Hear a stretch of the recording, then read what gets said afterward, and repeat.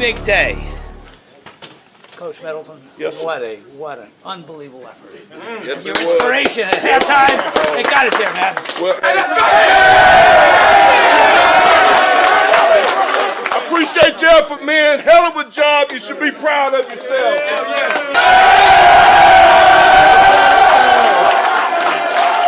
I'm so proud of everybody. I mean, it's been a hell of a year watching this damn game, but whatever it freaking takes, offense, I freaking love the way y'all ran the ball today, man. That was freaking awesome. How about Braxton?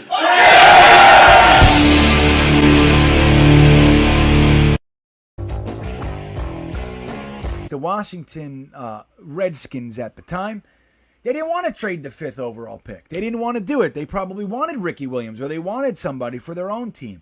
And Ditka just kept dumping shit. No, I'll give you this, I'll give you that. And he got to a deal. You're seriously going to give me the 12 overall, every pick in this draft, plus your 1st and 3rd next year for one guy? They took it. So you want to know how this worked out? 2 years later, the Saints traded Ricky Williams. I think they fired Mike Ditka too. Like, this guy's out of his fucking mind. So that's what they did. This guy's out of his mind. They bought in on name only. They said, hey, man, he's a genius. We're just going to go. Nobody thinks this is smart. Nobody else in the organization bought into that one. I'm sure of it. But they let him do it because he's Mike Ditka, and then we learned right there that Mike Ditka's plumb crazy.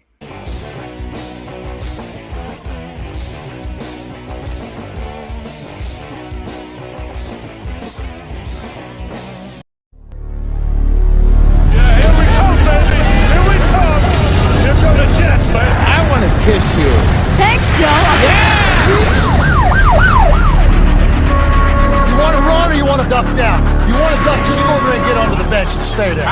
You play to win the game. My message for the fans, we're all frustrated with where we are right now.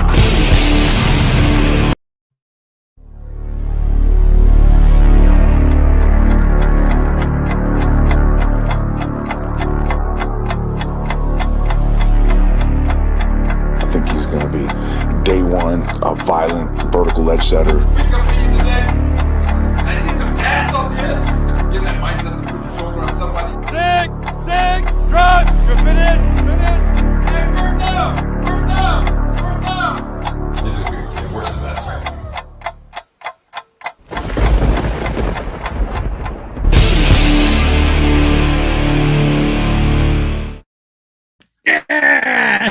Sorry about that. I hit the wrong intro. I was all excited about some new stuff that I put in there. So, hey, you got an extra 15 seconds of goodness. What's happening, everybody? This is GreenBean. Welcome to the Tuesday night after hours Jets Fest. And I am happy about it. You know what I mean? This is good. This is like, I kind of feel like after the 2-hour Jets talk, 24/7 talking Jets panel, I take that really seriously. Love Matt, love Ryan. The chats get up to like 600 people, and we just, it's a whole thing. And then I get the 20 minutes after that between then and now, and I kind of just relax. And now I'm here with you guys, and we can talk about whatever we want to do. So that's what makes me happy. And I love doing this show. I have news though. I'll tell you guys once everybody gets here and everything, I'll tell you the news and stuff. We're going to work on some new scheduling and stuff. I got big news, dude. It is the off season after all. First thing I want to know, how's my sound? How's my light? I mean, I put a lighter hue on, like a little bit more green. I don't want it to be crazy green or anything like that, but I want it to be a little bit less bright. Like this is what I had. See what I mean? That can be bright, dude. It's like it hurts my eyes after a long time. So I wanted to go a little bit less. Tell me if this bothers you. Is it bad? Something like that. Let me see. How's that? I feel like Willy Wonka, right?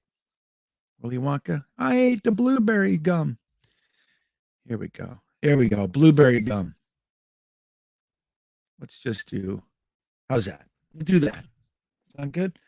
I'm a bit pixelated, been very green. Yeah. Well, We'll get there. You know what happens with the internet here, guys, is like this is my last night in Orlando. I leave Orlando tomorrow. We're starting to make our trek to New Orleans, and it'll take about maybe a week and a half to get to New Orleans, and then I'm heading west. So let me see. I'll put on the regular lights. Hold on. Let me just see. Let me see. I'll just lower the brightness. There we go. We'll just do that. Lights are good, but I'm choppy. Okay, let me double check my internet. So what I was saying was I'm in this park, and what happens is there's only one internet provider that works here. As I've told you, I have AT&T, I have Cricket, I have Verizon, and I have T-Mobile. The only thing that works in this chunk of the planet is T-Mobile. Verizon, nothing. AT&T, nothing. Cricket, nothing. So I have to use T-Mobile. But whenever we want internet, everybody's using T-Mobile. So the T-Mobile stuff goes down, and usually right around now it starts to pick up. I start to get cleaner and everything. So let me see something. Okay, am I better? We'll share some pages today, and then it'll be better. You'll see. Share my screen right now. I have a surprise for you guys tonight. So we're going to do this. And you'll see. I'm going to get nice and clean. Just a second. Give me 3, 2, 1. There we go. What do you guys think? Am I clear now? My little tiny face? So what's up, guys? I want to say hello. Anthony Mazzola's here. Robbie Oak, man. It's good to see you. Paris is here. Tony G. Owen. Mo Lake is here. Watu there he is. That's our boy Watu from the Thursday Thick of It. John Hepburn made it in here first, followed by David Goodstein and Braden. Braden Bethwaite, right, man? J. Cole. Braden's my buddy. FOC, follower of Christ. Wild Billy Boy. What's up, man? Haven't had a tight end since Dustin Keller. Enough is enough. I hear you, dude. I hear you. J.E. is here. Let me talk about the tight ends. As you guys know, I've been screaming for tight ends for so long and so often that there are jokes around me with the tight ends. It's like, I have my shirt. What would GreenBean do? Everybody says he'd draft a tight end. I mean, that's where it goes. People still say to me, hey, man, what do the tight ends look like in this year's draft? Because I value the tight end position so much. And I'm not sure if you guys were aware of this. I was listening to, I have my own thoughts and everything. And then I listen to certain personalities out there. I don't like the New York beat. Don't like them. There's nobody there that I think gives us anything of quality. It's all drama. It's they never give us a real scoop or anything. It's all stupid. And I just don't like them. I don't get anything from them. So I don't read them or watch them.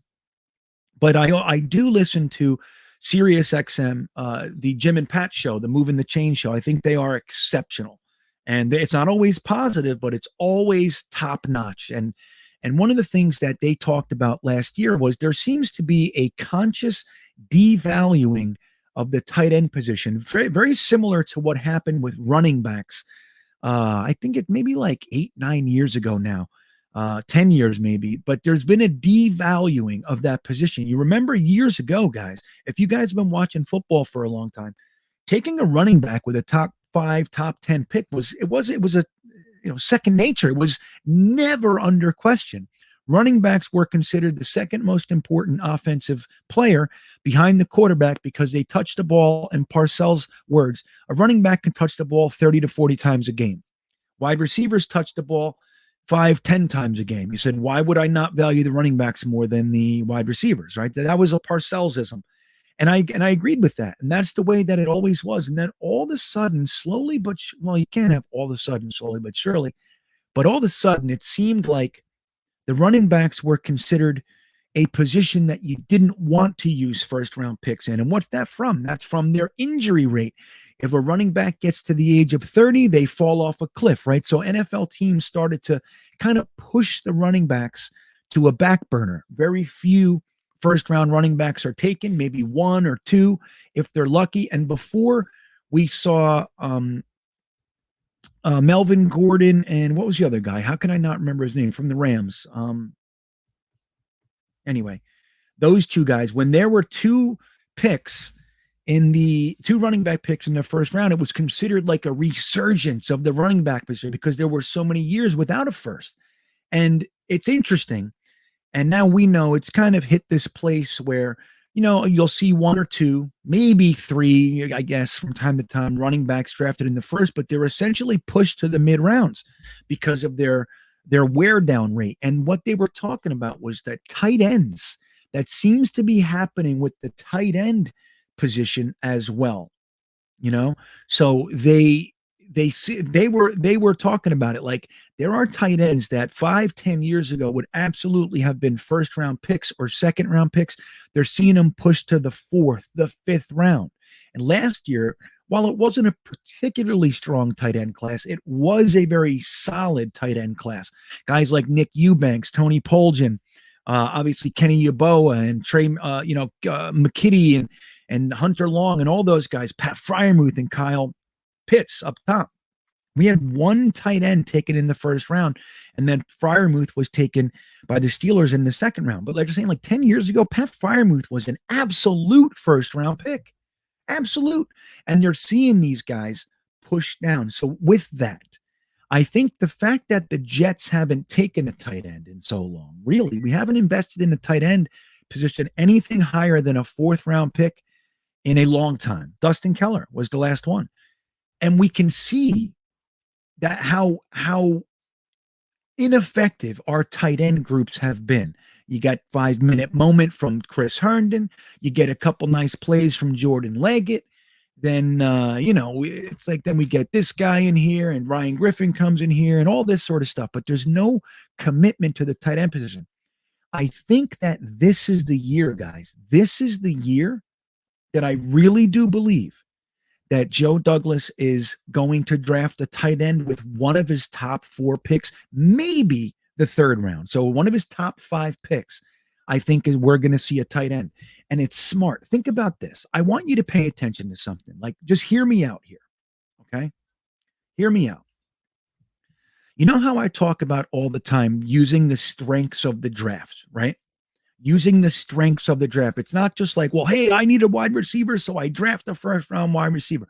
It's not always that easy. Like that's when you have an organization that is kind of not all that deep, the scouting department and they don't think really long term, like a McCagnon, like an Idzik, like they just didn't know what they were doing.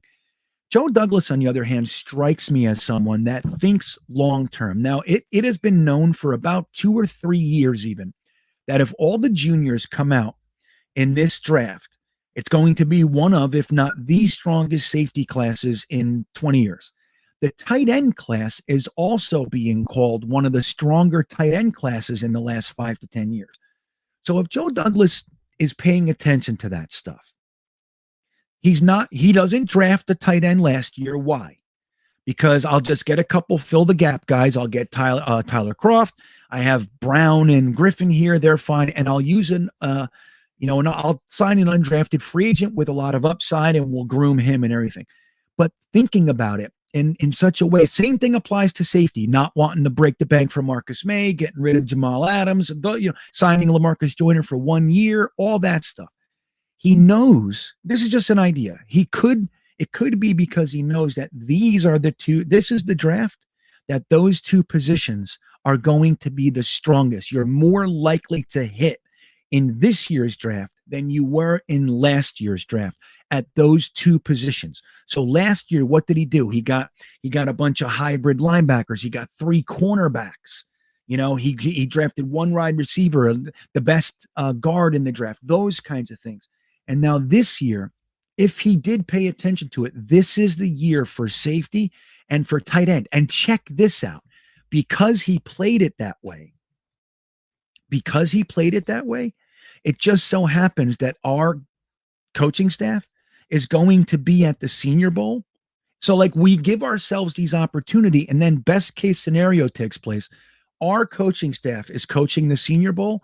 Guess how many of these young tight ends are playing in the Senior Bowl? Dude, there's like 5 or 6 of them that we would consider in the draft. They're all going to be at the Senior Bowl. So our team gets extra time to work these kids out and see who they are, see who we want, see who gives up quick, see who's a hard worker, see who teammates attract to, all those kinds of things. And don't forget, Phil Savage, Joe Douglas's right-hand man, our senior offense or our senior personnel assistant, ran the Senior Bowl for years. So he knows the lay of the land down there. He kind of owns the joint. And then we have our coaching staff down there with the tight ends that we pushed off until a strong tight end class. You see what I'm saying? You see what I'm saying? You guys see it? So again, I don't know if it's real, but when I pay attention to this stuff, when I look at why don't we do things? Why is he doing this and not this? What is the word on the street for this or that or the other thing? And I look at our personnel and I look at where we're doing things and how he's doing things. To me, and I've been saying this for over a year, it looks to me like Joe Douglas pays attention to the strengths of the draft, which is why I think we're more than likely going to get a tight end in this draft early. We're going to get a safety in this draft, maybe two. And we're going to see defense up top. That's just what I think. Now, I could be wrong on how that lands, but that's how I'm translating it for you guys. So what do you think? Do you think Joe Douglas is paying attention to that level? Wouldn't that be great to know that? Like, it's going to take time. It takes time for this stuff to really sink in. We've only just had our first year with this whole regime, with the whole personnel department and this coaching staff. They just finished their first season together a couple days ago. Now we're going down to the Senior Bowl. So Mo Lake agrees. Friggle D says this is JD's time to really shine. It is. You know, remember when we saw the show that they released, the 4-part miniseries, Flight 2021, Flight 2021, and they talked about that, man. They said this is our season. We work all year for this. Like, this is their moment. Now our guys are stepping into the front now. They're saying, okay, coaches, go ahead, recoup, work on what, look over your tape and everything on what your players did. And now we are going to get to work. And that's why when you have such an established personnel department, like a Joe Douglas, like a Rex Hogan, like Chad Alexander, Phil Savage, like, think about it. Joe Douglas, Phil Savage, and Chad Alexander worked under Ozzie Newsome for decades. Like that's where you want guys to come from, not the friggin' Texans, dude. We hired Mike McCagnon from the Texans. Like, why? What have they done? He was credited with taking Jadeveon Clowney. It's like, yeah, is that?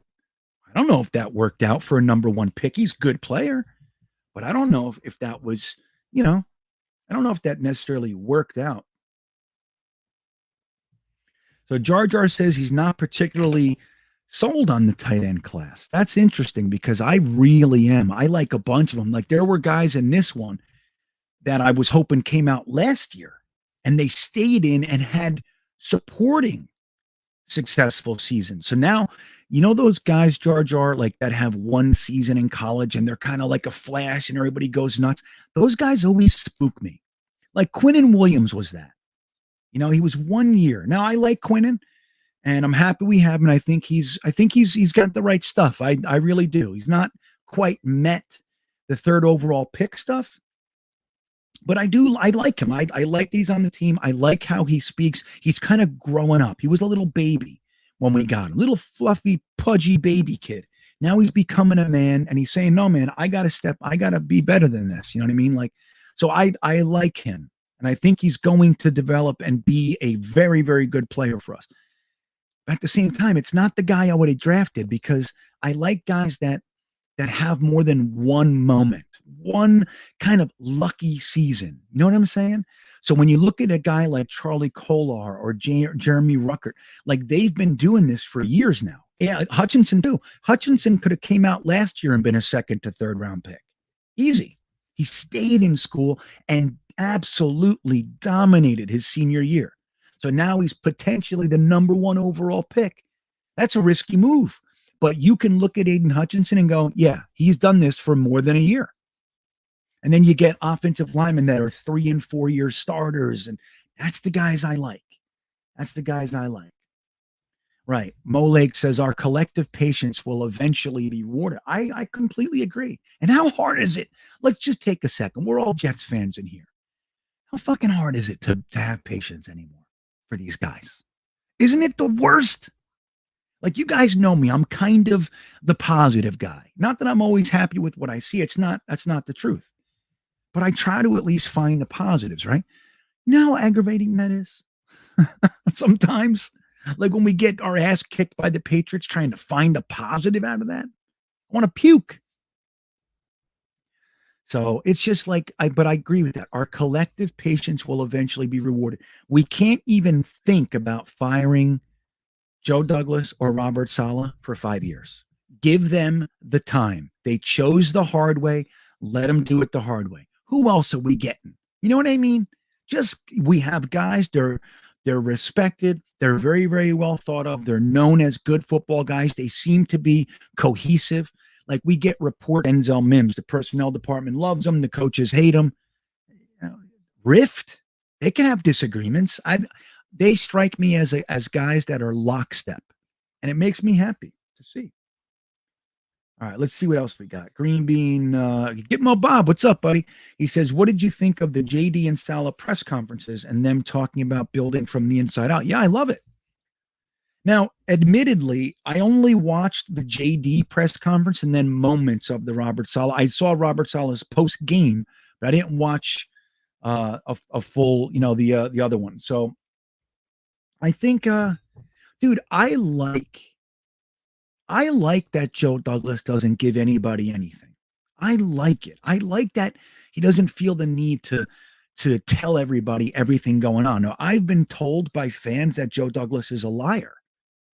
And I get it. Technically speaking, you're right. But that's what I want. I don't want him to telegraph his moves. I like that nobody knows shit about what's going on in the Jets front office until it happens. The only reason we even knew about Morgan Moses is because we were watching him visit. You know what I mean? And Morgan Moses put out a statement saying, I've narrowed it down to 2 teams or 3 teams, whatever it was. Like Joe Douglas, like, think about the Sam Darnold trade. Ian Rappaport broke that one, and how he broke it was this. It has been filed with the league office. Sam Darnold is traded to the Panthers. Not like, hey, we're hearing. None of that. And I like that. And I really appreciate, like, Robert Saleh, Joe Douglas, how they seem to be on the same page. We haven't had that in years. It sounds crazy, but like, just that alone is a major step forward. Adam Gase and Maccagnan were not on the same page. Maccagnan and Bowles were not on the same page. Idzik and Rex were not on the same page. The last year or two, Rex and Tannenbaum weren't on the same page. That's when Tannenbaum went and got Tebow and Rex didn't want him and all that kind of stuff. So, like, we haven't had it since the first 2 or 3 years of Rex Tanny. That was the last time we've had cohesive coaching and personnel. Crazy, isn't it? Stud City, he says, we need extra picks for next year also. I know, it's interesting, right? Like, Stud City, where would you want to go with it? Like, if you could get, let's say Thibodeau falls to number 4.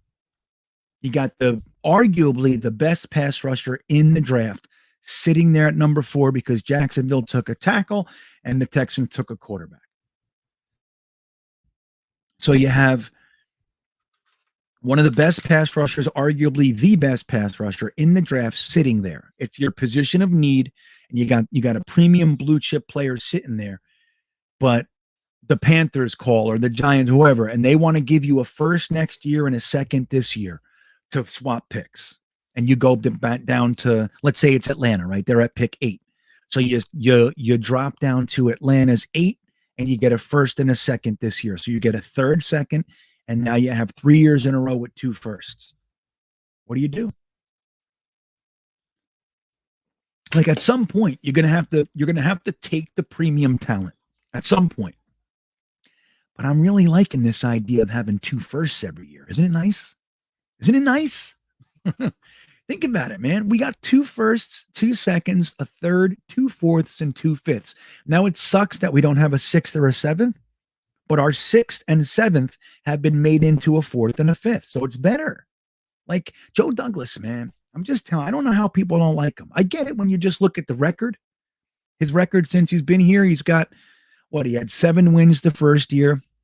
He had 2 last year and 4 this year. So that's 11, 13 wins in 3 years. I get it. But you're forgetting about the conscious teardown.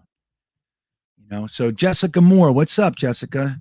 Says, I think we can get a good tight end in the 4th. I wouldn't mind McBride at 38, but I just don't see JD doing that. Well, you know what, Jessica? That's what's so interesting about the Senior Bowl. Let me take a look at who's at the Senior Bowl. Senior Bowl roster. All right, I'll share this page with you. Let me see if it looks good. Hold on. Okay. I'm going to go ahead and share this page with you guys so we can discuss that. We'll get back to the mock thing in a second because I got a surprise. I think I blew the surprise already, but we're going to do a quick mock at some point in this show. What do you think? And then I got big news. You guys are going to go, that ain't big news. But I'm going to do it anyway. All right. So here's the Senior Bowl roster. Jessica, I'll take your comment off so you guys can see it, okay? But this is because of your question. All right.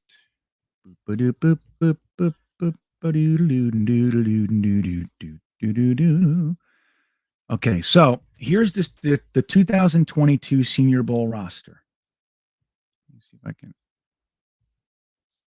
I'll make it bigger for you guys. There you go. That's for you, my old friends. I would be wearing my glasses if it wasn't for the glare. I can't see either. So, all right. So look, we got these quarterbacks. All right. Now we're not looking at quarterbacks really, but you got Sam Howell, Kenny Pickett. Kenny Pickett is arguably, they're talking about him being the guy that rises the most in the offseason.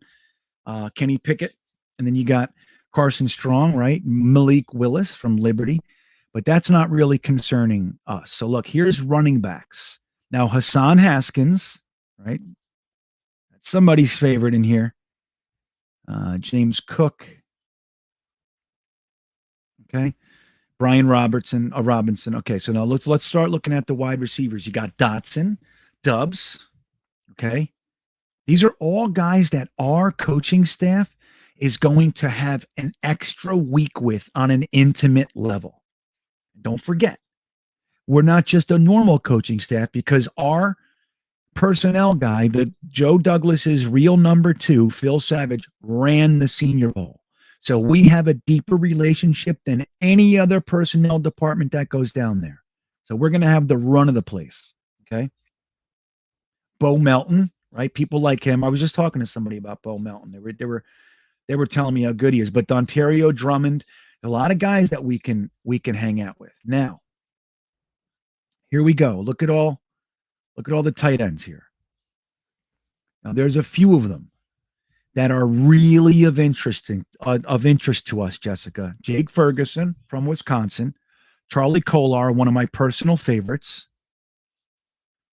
You got Isaiah Likely, Trey McBride, Jeremy Ruckert, and Cole Turner. These 4 right here, maybe not so much Charlie Kolar, but let's say these guys right here are looked at as 5 of the top 10 tight ends in the entire draft. You obviously have some juniors, and you got guys like Wiedermeyer and some others, Laporta and those kinds of guys. But these 5 guys right here, the New York Jets staff, because we're now coaching the Senior Bowl and Phil Savage ran the Senior Bowl, we're going to have a full week working with these guys. Now, maybe some of them are on our team, right? So in fairness, we don't know exactly who's going to be working with us.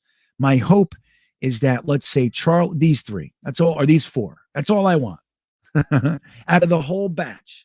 So I think that you might be surprised to see who we to see who we end up taking, Jessica, because I think they have the ability to fall in love with some of these guys. Like they get them, and you're working them out, and you're seeing them play, and you go, you know what, dude, I love this guy. This guy's perfect for us. Now look, you got everybody's favorite 400-pounder, Daniel Falele, who played at 380 this year. You got to give him credit. You got Ed Ingram, Marquise Hayes, Zion Johnson. These are all names people are looking at. Abraham Lucas, Kennard, right? Some of them I'm not so sure about yet, but look at all these guys. These are guys that our staff is getting to hang out with. Now let's get here. You heard us just talking about Kingsley right there, right? Just in the last show, you heard us talking about him. Jermaine Johnson, who it's Florida State. I still get nervous with our last two Florida experiences. Not the same school, of course. Close enough. Okay, so look at these guys. Tariq Smith, right? So, dude, this one's really interesting to me.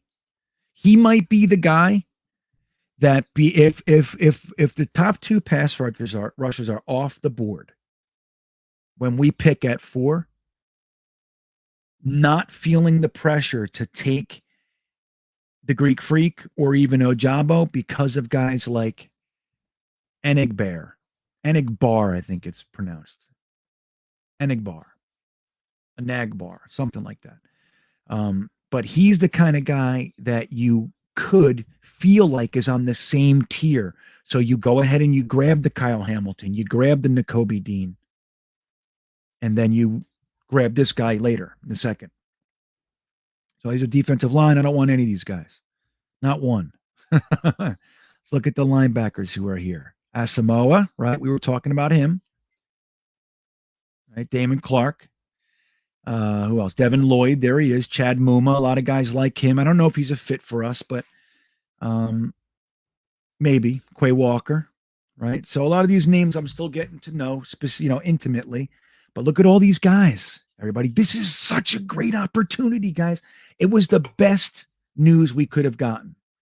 Tariq Castro Field, cornerback. He's going to be a mid-round pick, most likely. But I like him. Look at all these guys. So look at this. Look at the safeties. Let's see who's there. Yusef Corker, we've talked about him. Right, and I don't know all these guys. Brisker, that's one we were talking about.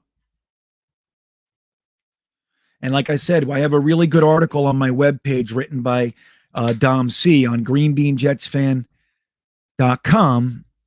We're doing a weekly breakdown of positional draft picks, so he takes like the top 2 draft picks and then he grabs like a mid-round guy and then he'll do like a sleeper guy. And Brisker was in there, I believe, if I remember correctly. But yeah, the articles are great, man. I've been putting it up on Twitter and stuff, but if you guys want to get a good read, go to greenbeanjetsfan.com and just click on the blogs and then Dom C. You'll see him and then read that article. You'll love it. He did the tight ends. This week is cornerbacks. We'll be releasing that tomorrow. So he did tight ends. First he did safeties, then he did tight ends, and now he's doing the cornerbacks. And then I'll do offensive line next week. So specialists and all that. We don't need that. Let's see. I don't know. What do you think? Andrew Mevis? I don't need anybody named Mevis, right? It's what we called Revis. So you see, Jessica, it might be a little different. Like I feel like Joe Douglas pushed the tight end and pushed the safety. People say things like, clearly Joe Douglas doesn't want to pay a safety because of the Jamal Adams thing. I don't think that had anything to do with it. I think Jamal Adams is somebody Joe Douglas didn't want on the team. He didn't want to pay him. His impact is low. Good player, solid player. He talks too damn much. He cut Joe Douglas and Adam Gase off because they answered a phone call about a trade. You know what I mean? He didn't want to pay him. And then when Marcus May, he was willing to pay Marcus May. He offered him a contract. They didn't want it. We don't know the details. We heard what his agent said. So I just don't think that Joe Douglas wanted to pay them in particular, especially highest safety money in the league. But a guy like Hamilton, Even like the Jordan Battle in the second. There's Dom C right there. He says, nope. So he wasn't in there. I thought he was, Prisker. Maybe I was talking to somebody else. So, yeah, there's Dom C right there. So here's who we did in the first. Ooh, Paul Amau, that's right. So we did Hamilton, Scene, O'Neal, and Paul Amau. So that's awesome. That's his first article. You guys will like it. I know you will. It's a great read. So anyway, that's my thoughts on the Senior Bowl. I think it's a really great opportunity, man. We haven't, this is the type of stuff that for me, it starts to feel like things are falling in the right way. If we don't have bad luck, we have no luck, right? We are the bad news bears, dude. Everything goes wrong. Whatever can go wrong will for us. But when things like this happen, it starts to look like, for me, maybe the tide is turning. Maybe. We got really good draft picks last year, so that's new for us. When's the last time we really hit on late round picks? When? You know what I mean? When? Leon Johnson, he was a third or fourth. You know what I mean? Coleman years ago. It doesn't happen for us. Now we have Bryce Hall.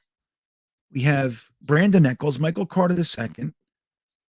Look at these guys. They're showing up. They're playing well.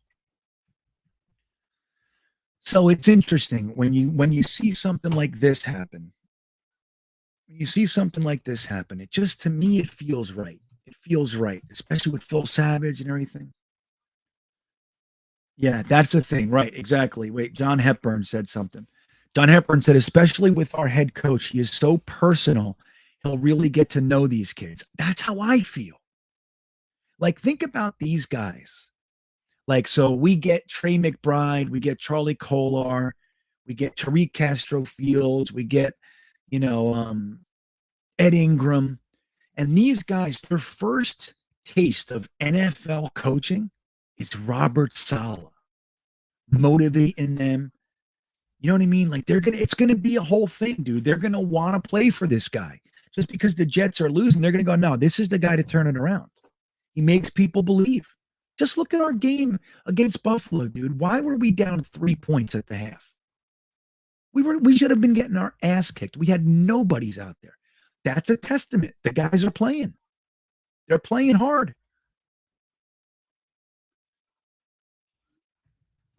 Yeah, how funny was that, Tony G? His first draft, 5 of those guys in a row were captains. And that's the thing. That's the thing. Joe Douglas is looking for a specific type. And with all of our bullshit that happened this year, all the crap, one thing we cannot take away from them is that this team never fractured. And again, I'll say it again. If we would have had a Jamal Adams on this team with this bullshit this year, or a Sheldon Richardson, or a Brandon Marshall, or a Trumaine Johnson, or a Darrell Roberts, those guys, Muhammad Wilkerson, the team would have been broken in two. That's the truth. We've seen it. We've seen it before. Adversity strikes, they split in two, and there's a war inside the locker room. And that never happened, man. We had bad luck after bad luck after bad luck. We're getting shut out here. We're getting blown out there. 54-3. The team never gave up. And their last game in the year, they have nothing to play for. They're down to 2 starting O-linemen, 1 receiver. You know what I mean? No safeties. We're on our 6th linebacker. You know what I'm saying? And they played their asses off. Now they got beat. It was a 1% chance we were going to win that game. But until the middle of the 4th quarter, we were in it. We were in that game. How? Sheer will. And that's what is the positive. And that, Tony, is because of the types, the character guys that you bring in. It's like Bryce Hall. Bryce Hall is such a positive character guy that whatever happened, I remember, like I said, I lived in Charlottesville for years. When he got injured, I remember all the news that came out about Bryce Hall. He was supposed to be our 1st round pick, and it was devastating. And all he kept saying was like, no, this is exactly what I'm supposed to experience. This is how, if it wasn't for this, I wouldn't learn the thing I'm supposed to learn so I can get to be the man that I'm supposed to be. Like, yeah, I know a lot of times guys say that shit, but yeah, with Bryce Hall, it's real. He's like, no, this is good. This is good news. So it's just so good, man. That's the stuff. Slow and steady, right? Frickle D, steady Eddie. Steady Eddie. And I'll talk about the injuries in a second. I see Tony talking about the injuries. Oh, what? Geno Smith just got a DUI? Is that right? Please tell me if that's. I hate to hear that, man. What is wrong with these guys? Like, dude, number one, you're millionaires. You can literally pay a driver if you want to. Number two, Uber. And I'm sure that if you called the team and said, I'm hammered, I'm in the middle of nowhere in Arkansas, can you come get me? They'd be like, yeah, sure, we'll send a driver. Wouldn't they? You have so many resources. So Wild Billy Boy, thank you for the super chat, my friend. He says, as our Jets historian, what's your favorite Jets draft of all time? It's early, but 2021 draft has potential to be the all-time great for our franchise. Yeah, it's very, very good. Dude, if the top four meet their potential alone, it's a slam dunk out of the park draft. Those players are great. I'm a big fan of the 2007 draft class. Let me see. With Revis and every draft class. Hold on. I think it's a 2007 draft. That was a good one. Let me show you. What the hell is that? Wait a minute. Okay, so here's who we took. We only had 4 picks. Maybe it was 2006 or so. I'll check in a second. But 2007, we got Darrelle Revis, David Harris, some guy named Jacob Bender who didn't do too much, and Chancey Stuckey, who was a pretty good wide receiver for us for a while. Let me see if it's a 2008. There's another one. The Revis one is really, maybe it's 2006. That's what it is. 2006 was good too. So let me show you this. So here, I'll share the page with you real quick, just so you can see it. Here you go. Look at this draft class. Okay, you ready? Guys, look at this.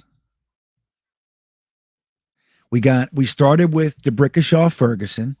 We followed that with Nick Mangold. Then we had our longtime backup quarterback, Kellen Clemens, fine. Anthony Schlegel, he didn't do much. But then we had Eric Smith. A lot of people didn't like him, but he played well for us for a long time. Remember the hit on Anquan Bolden? Then we got Brad Smith, amazing gadget guy, special teamer, return man. Then we got Leon Washington. Then we got Drew Coleman.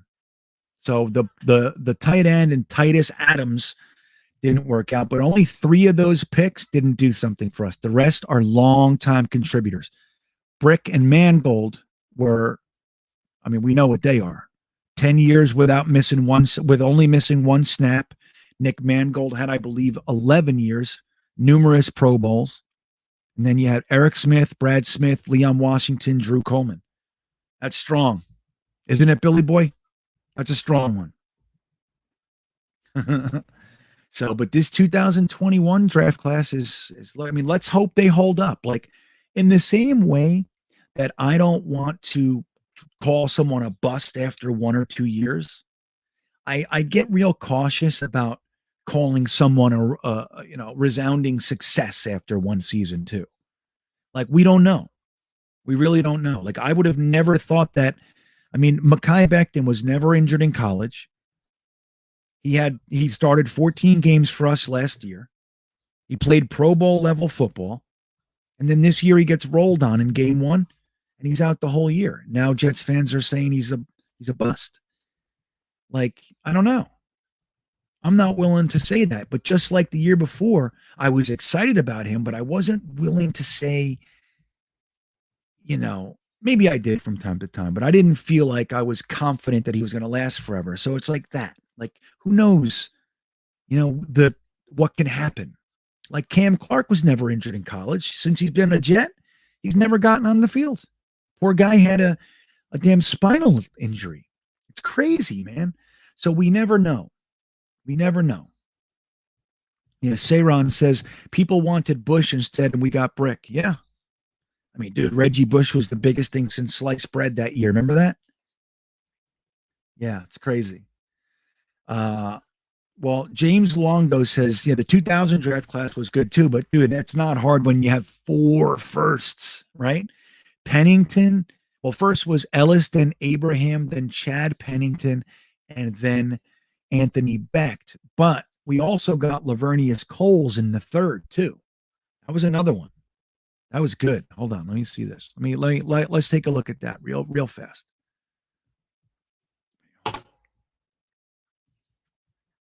Let's take a look and see I don't remember who else was in that one, but that was a pretty damn good draft class. You guys see it? Okay. All right. So we got Sean Ellis, John Abraham, Chad Pennington, Anthony Becht with our 4 first-round picks. Unbelievable.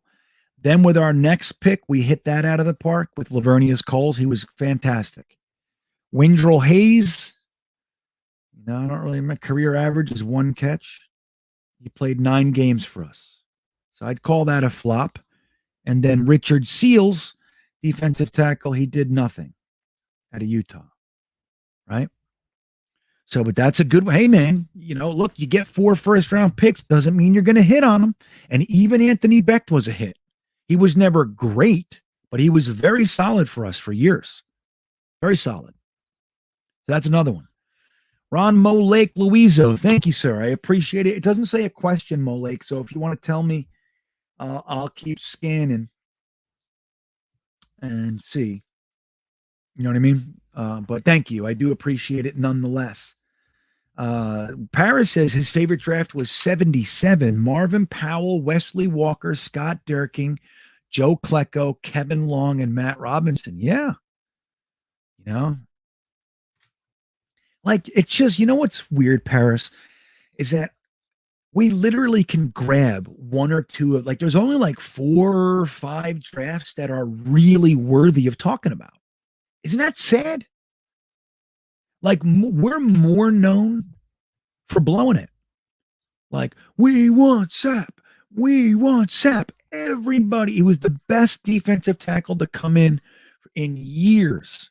And because he had a marijuana charge, the Jets didn't draft him. And I remember Richard Kotite was famous for saying, I couldn't pass on a player like Kyle Brady. I couldn't pass on him. Now, I get it. I mean, Kyle Brady was Pat Freiermuth and then some.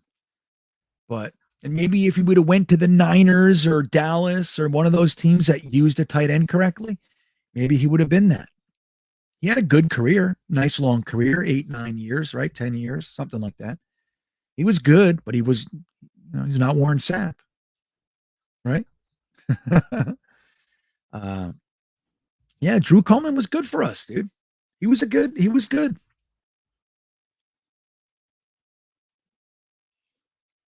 And we had Marcus Coleman too.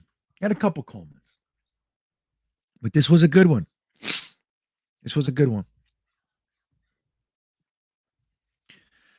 Yeah, so let me see what else you guys are talking about. Yeah, Brad Smith, Cordell. Dude, how great do you Brad Smith?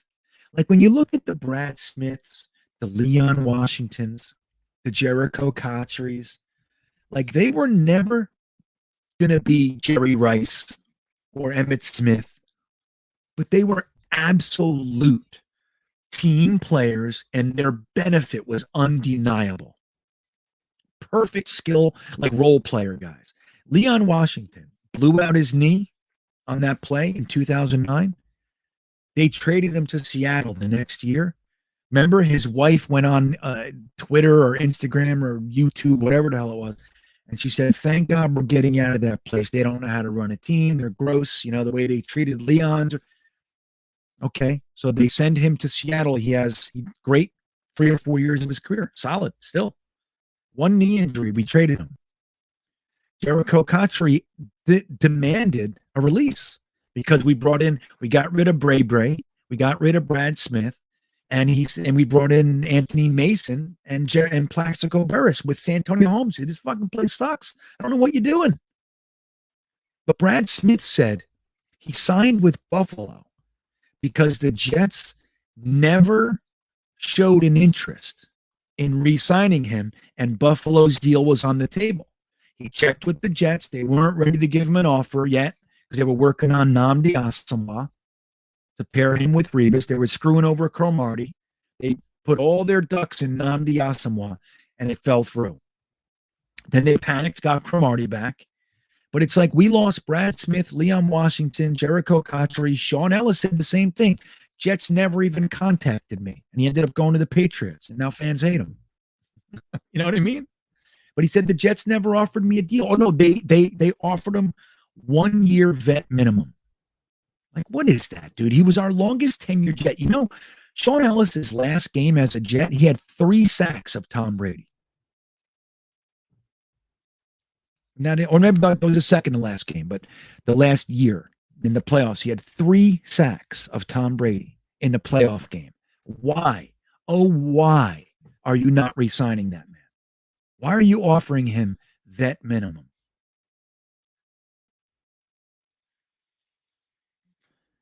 Yeah, but see, Mo Lake. Now, this is a sentiment that I'm seeing out there a lot.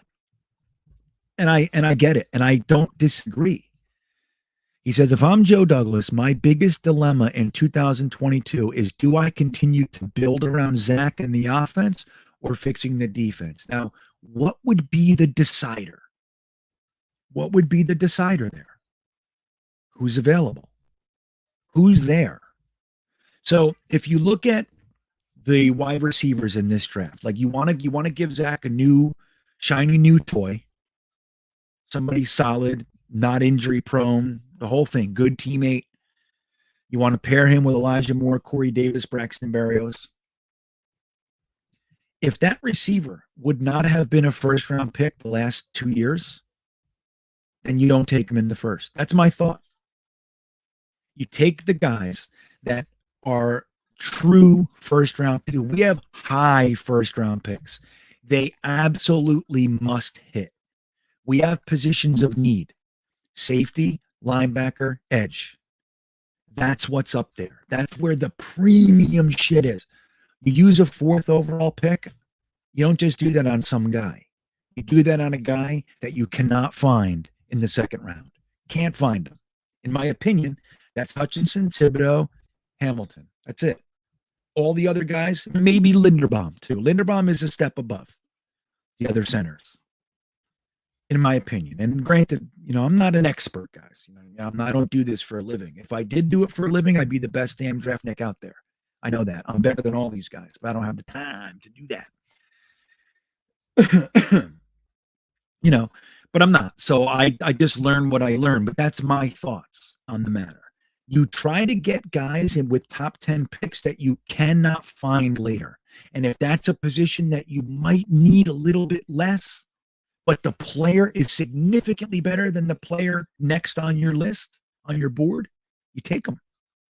Unless you don't need the position, like defensive tackle. Like, we don't need a defensive tackle, man. We don't need it. Man, but maybe we can draft one later, sure. But we have defensive tackles. We need edge. And we need a good one. We need somebody who can take over the damn game. That's what we need. And they're here. They're in this draft. Now, if they're gone, the next great player, unless there's an injury concern, and that's all got to be discovered, is Hamilton. He's the best safety by leaps and bounds in this class. 6'4", dude. Crazy vertical. He can jump like 12 feet in the air. It's fucking crazy. He can cover the entire field. Like, we haven't seen that. A ball hawking 6'4", fast as hell safety with good instincts. Sheesh. Oh my God. You know what I mean? Like, when you're talking about Evan Neal, I think that you can find good probably close tackle play in the second and third round. You got the French guy, you got Icky, Petit Frere. Now, I don't know if they're as good as Evan Neal, but I don't think the drop off is so much that you go from 4 overall to 38 overall. You know what I mean? Like 4 overall, dude, that guy better be dominant. That guy better be the best guy that you can possibly get in this draft. And that's how I see it. And I get what people say about the safeties. I am of that thought. Don't use first round picks on a safety unless he's the best safety to come out in, since Ed Reed. That's crazy town. Dude, can you imagine what Ed Reed would do with us in his younger years? Like, think about it if you got Hamilton and Nakobe Dean. Now Nakobe Dean is not Ray Lewis, but think about that. You got CJ Mosley, Nakobe Dean behind Quinnen Williams, Carl Lawson, and you got Hamilton over top of Bryce Hall and Michael Carter II and whoever else. Maybe you get a free agent cornerback. And you got Eccles coming in off the bench. You know what I mean? That kind of a thing. Or maybe you want to start Eccles again. But think about that. That now we are talking. Now we're talking. And you keep them here for a decade. That's what you do. Flash Austin Gordon from Panama. Hey, GreenBean, love your show from Panama City. Yeah, man, right on. I'll be driving. Oh, you're in Panama City, Panama. I would say I'm driving through Panama City, Florida in about a week.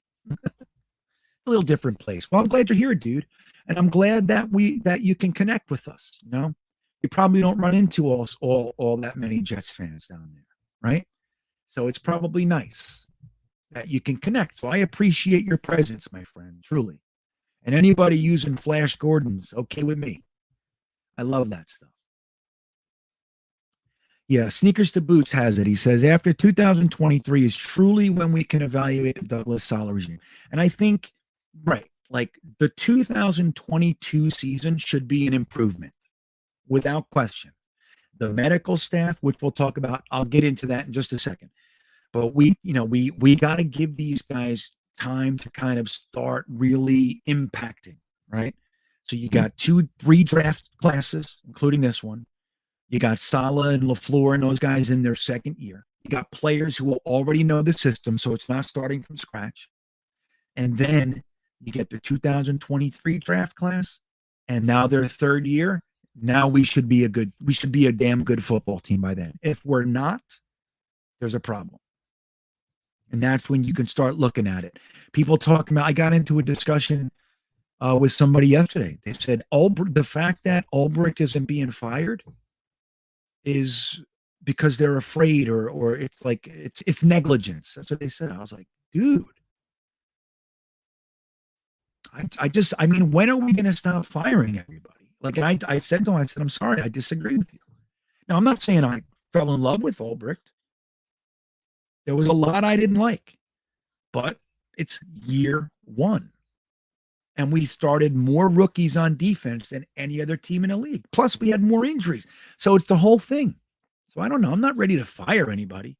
Now, when you see guys like Brian Flores getting fired and Fangio's out there, you know what I mean? I'd like it, but they're a team. They're a group of guys. They're supporting each other. They're lockstep, and they're going to build this thing. That's what they're going to do, and I support it. Yeah. Well, that's the thing, Tony. So you got to make it look like you're absolutely in love with someone, and then you got to put out there, like, look, when we start seeing rumors, Rich Cimini, Connor Hughes, they're going to start saying, I don't know, I'm hearing that the Jets are getting tons of calls about that number 4 pick. That's going to be stuff that Joe Douglas is putting out there. Because you already know, nobody knows anything about One Jets Drive. Nobody knows. So when we start hearing that stuff, which we're going to, because this year, we don't have our quarterback up there. They want to trade it. They want to get that deal that San Francisco gave up last year. 3 firsts to move up 3 picks. That's what they want. If they can get it, they're going to take it. Can you imagine? Like, let's hypothetically, can you imagine like the Eagles want to give you 2 firsts and a second next year to move up. Like, 2 firsts this year and a second. So now you get 3 firsts and 2 seconds next year, something like that, to drop down a few spots. You still got a top 10 pick sitting there. I love it. I love it. So I agree. So here's the Tony G says, got an injury concern? No problem. Come to the Jets. Right. So here's the thing with our medical staff. Like, I go out there and I make videos and I do this. I talk to you guys for hours. So people know my stances. I say things, right? I'm out here talking all damn time. So people like to, when things that I like don't work out, there are lots and lots of fans out there who DM me, or they'll put it on comments under a video like, hey, how's that working for you? Because they disagreed with me or whatever. So I get my face, they try to rub my face and shit all the time. But the good news is I don't really care, right? Like, it doesn't really bother me because this is the Jets. It's not my wife and kids, I have my priorities aligned. But I do care. So I care about it. I'm not going to let it ruin my day anymore. I used to. But so when you talk about the medical department, I got 3 or 4 comments in the last 2 weeks. No lie. About, I think they're using words like, how's your vaunted medical staff or something like that.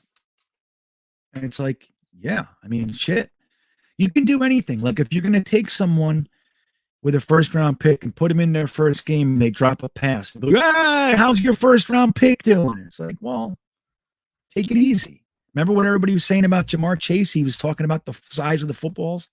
And what did everybody say? You probably would have thought about that before. It's like, doesn't mean anything. So here's my thoughts on the medical staff. I am also disappointed with the numeral, let me see, the number, I just say number.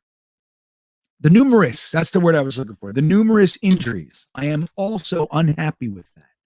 I can't stand it.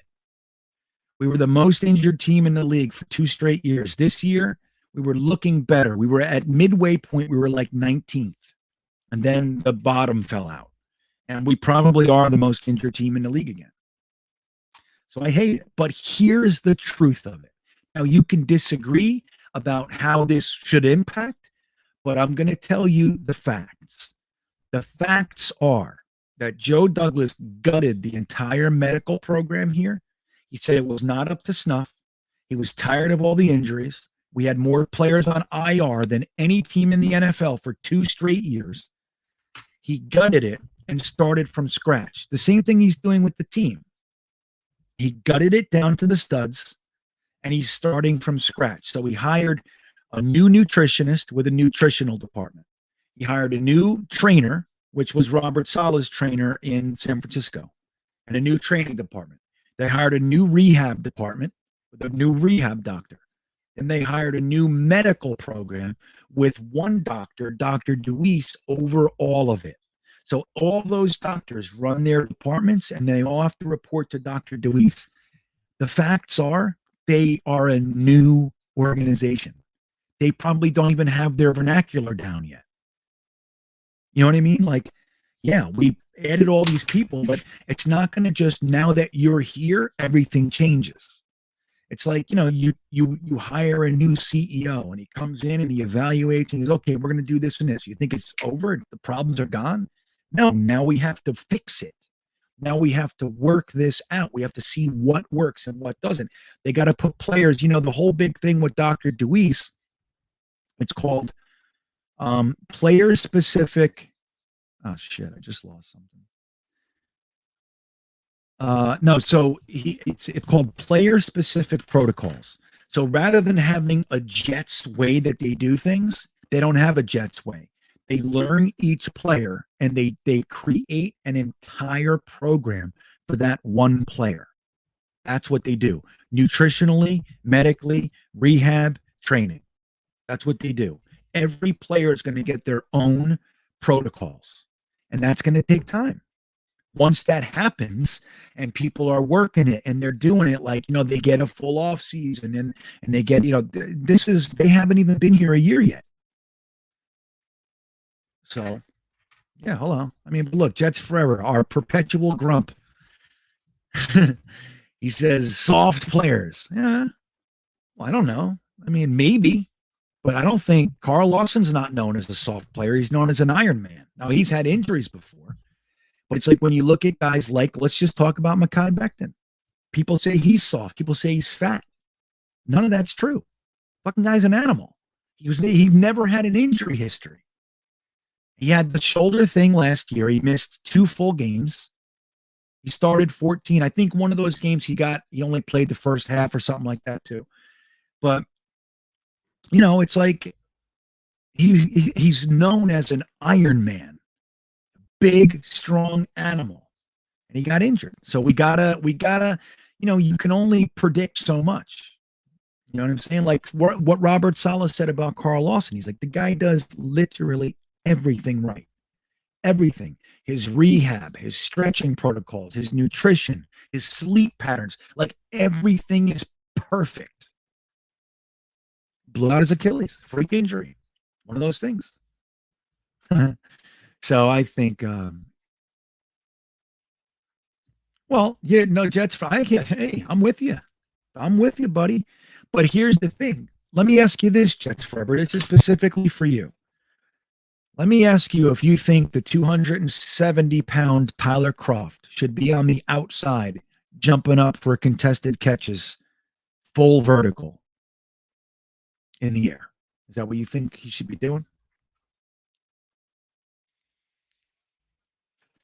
I'm going to wait for your answer. Seriously, it's a serious question. I'm not trying to trap you in anything. I'm just curious.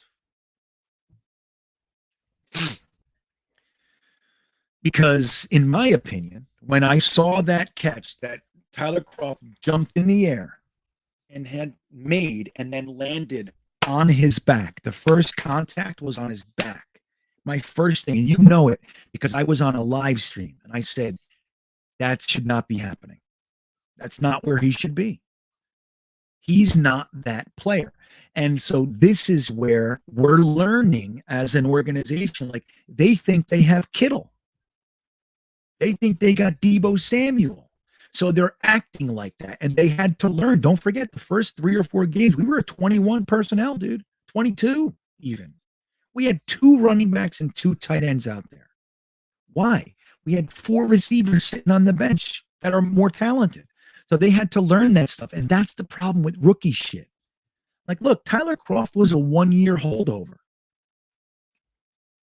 Now, whether or not they want to re-sign him, I don't know, but I don't think so. I think if they keep one of these guys, it'll be Griffin because he's still under contract. He has 1 more year of his contract. But where's yours? He says, LOL. No. Yeah, that's what I'm saying. So when you ask guys, because you have a rookie organization that's doing shit weird, they don't really know what they're doing yet. They're still learning the personnel.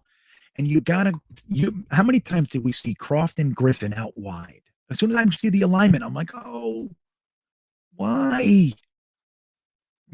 But we saw it. He made a fantastic catch. And then we didn't see him for 3 more weeks. Why? Because he landed on his friggin' head.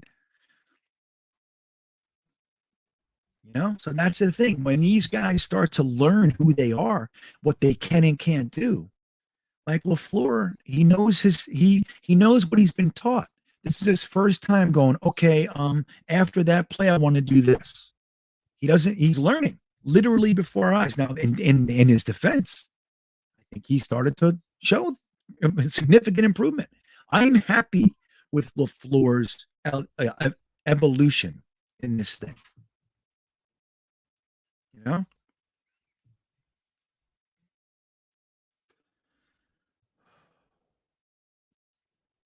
Jessica Moore, she says, injury aside, Baxton has to drop 20 pounds. I don't know. I don't think so. I think if he's playing anywhere from 260 to 265, he's fine.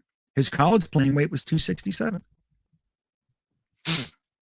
Now, the rumors that he was 40 pounds overweight were untrue. That's the interesting thing about that. They were bullshit. Remember, there were 2 articles. One said he was eating himself to death. The Jets have concerns that he's eating himself to death. That's what they said. The other one was that he was 40 pounds overweight. So if his playing weight is 260, you're talking about him being 400 pounds? As soon as they released that, his trainer released a training video and said, this is Mekhi Becton yesterday. It's bullshit. He said those reports are completely unfounded and untrue. I'm with this man every day. It's not true. You know what I mean? So, I don't know. I mean, if he loses a few pounds, I'm sure it won't hurt him, but you still want him to be that. He likes to use his weight and all that. So, I don't know. And that's the thing, like with the staff too. Like I really do believe that the tact that they took with Denzel Mims is what the problem is. Like he's never had the problem before. And I saw the same thing with Mekhi Becton. Like they're expecting him to be a certain way. And with this player specific protocols, the core of it is learning what works for the player, not what you do. You know, like, look, man, I've been a director. I've had hundreds of employees underneath me, directors, managers, and on and on. I could not just teach, like I could not react to people and treat them the same way. Some people I can come in like a thunderhouse, go, enough. I can do that with. That's what they respond to. And then there are other people that when I do that, they start crying and fucking report me that I'm abusive. I had to know that about my staff. I had to know that. I had to understand, what does this person respond to? And some people I would sit down with for a half hour and go, oh yeah, you know, you're so special. You're so good. And they go, oh, and they love it. And other people I say that to and they're like, dude, cut the shit. What do you want? You know what I mean? What do you want from me? I don't need this. And I had to know that about my staff. Like there was one time I had 115 employees, dude. I interacted with every one of them. So what are you saying about Pauline? Where is this? Let me see. Pauline's reputation is on the line. What are we saying here? Friggle D says, Tony Pauline was talking shit saying Becton and staff hate him. Yeah. Right. But he also said the thing about that the staff was in a rift. That was Tony Pauline. He said the coaches and personnel department are in a rift. And these were the words he used. The staff, the personnel department love Mims and the coaching staff hate Mims. Now, is that true? I don't know. I don't know if those words were you. I don't know if there's a rift. Did you get any inclination that the Jets were at any time were in some sort of rift? Did you pick that up? I never did. Now, we don't know what goes on behind closed doors, but I never picked that up. And usually you can sniff that stuff out. Like we knew Bowles and McCagnon hated each other. We knew Gase hated McCagnon within the first half hour he was here. When he was googly eye and everything, we said, oh my God, he hates McCagnon. You can see it all over his weird face. He's got that look in his eyes like, I hate McCagnon. Hey, can you give me a fresh schnauze? Just schnauze me up. Thank you. GreenBean is here. So Paul, but here's the thing with Tony Pauline. Tony Pauline did, though. He did break that article that there was a major problem with Gase and McCagnon. And remember, Manish Mehta came out and said it's absolutely untrue. Mike McCagnon's not getting fired, all that stuff. And a week later, Mike McCagnon was fired. So Tony Pauline at least has some credit. But I think this is bullshit. You know, I do. I call bullshit. Because when you talk about the Mekhi Becton stuff, again, his trainer came out days later and said, this is him right now. You know what I mean? So what's up, Jets 830? He says, GreenBean, are you okay with Mike White backing up Zach again, or do we get someone else? I'm fine. I'm fine with it. Like, could you imagine, like, look, last year, thank you. Last year, hold on one second. I don't want RG3, dude. My son brings that up every year. You know, we can get RG3. Yeah, I know 1 year he was great. His rookie year. It was a long ass time ago. Man, I don't know when that was. Hold on, buddy. I'm live right here. I love you. So like think about this. A lot of guys wanted us to go for Nick Foles or Minshew. Could you imagine the shitstorm that would have been here? There were fans and numerous fans and radio shows and podcasters saying that there is no good reason to leave Zach Wilson in there. This is the first half of the season. We should have a vet that is playing these games. And that was with Mike White and Josh Johnson on the roster. Could you imagine if Minshew was here or Nick Foles was here? The house would have been in half.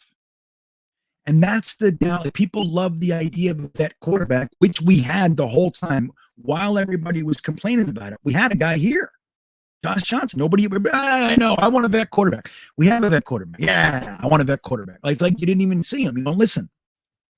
We had him here the whole time. So imagine if Minshew was here. The house would have been split. The guys who want to win now, the older guys, and the fans and the press. Why are you starting this kid? He's clearly not ready. It would have been a shitstorm. So I respect what they did. I do. I respect it. I said, look, we don't want to deal with that shit this year. We have a young team. We want everybody to know this is our guy. We're 100% behind him. And if something goes wrong, which it did, we got another guy here we have confidence in. And he came in, threw for 405. Seemed to work, right? That's 830. So I'm fine with it. He's a vet. He's going into his 5th year. Sure. Why not?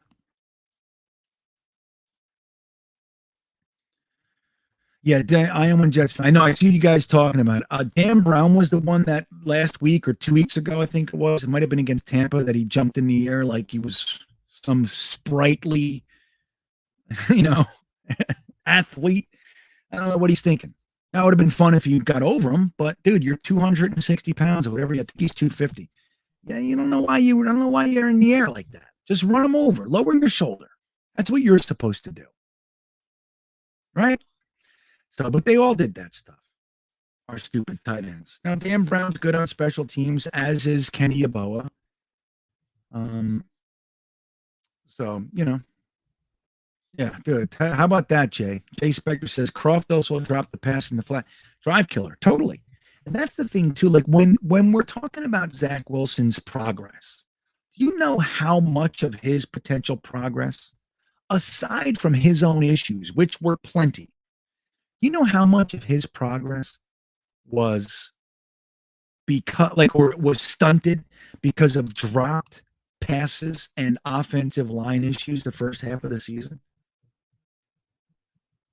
I'm so proud of that young man. Honestly, and you guys know I was not a rah-rah Zach guy. I wasn't against him, but I would have been just as happy with Justin Fields or Trey Lance or whoever.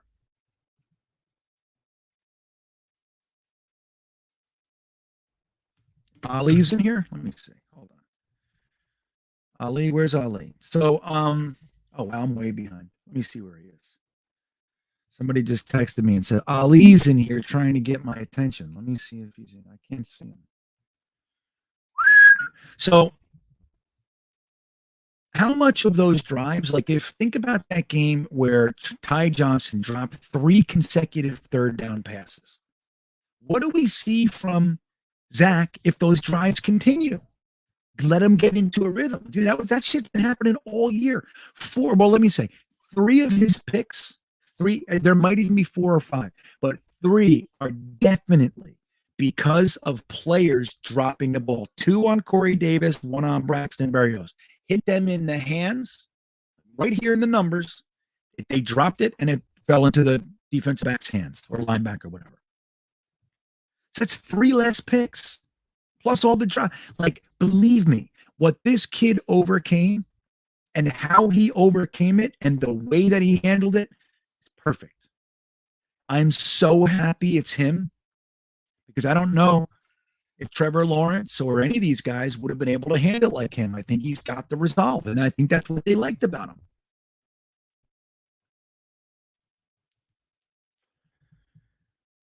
The video's choppy again.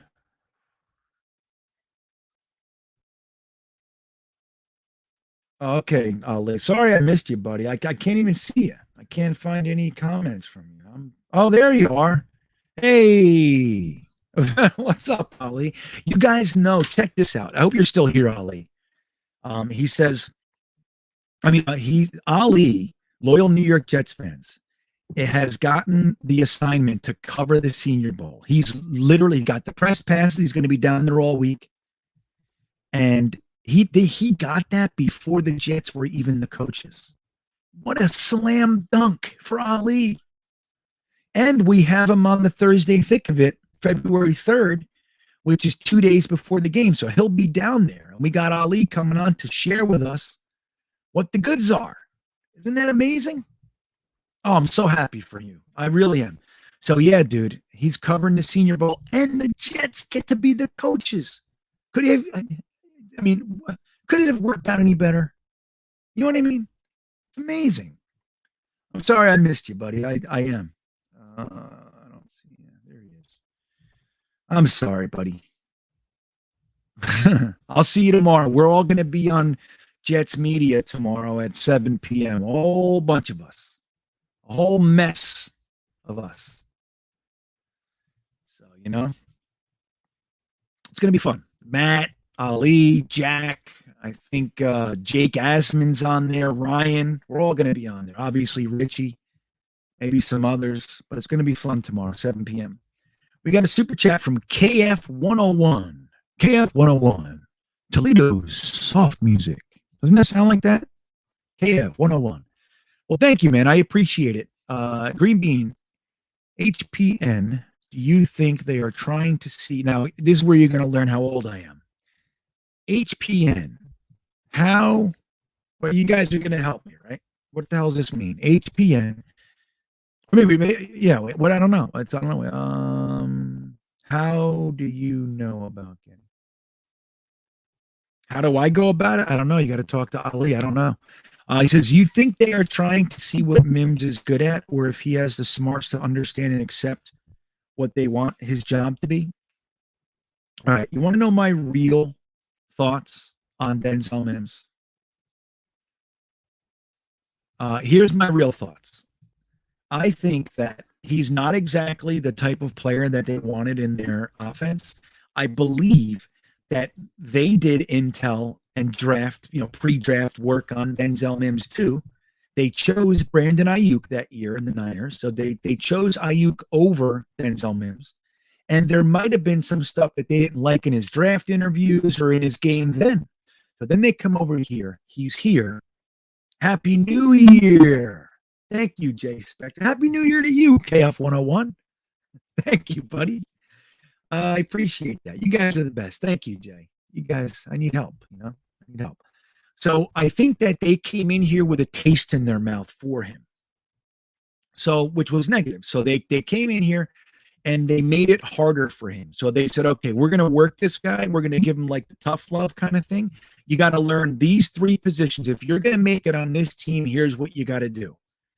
And that's not the way that he learns. Now, I don't know the specifics or anything, but I think that the way that they chose to handle him didn't work.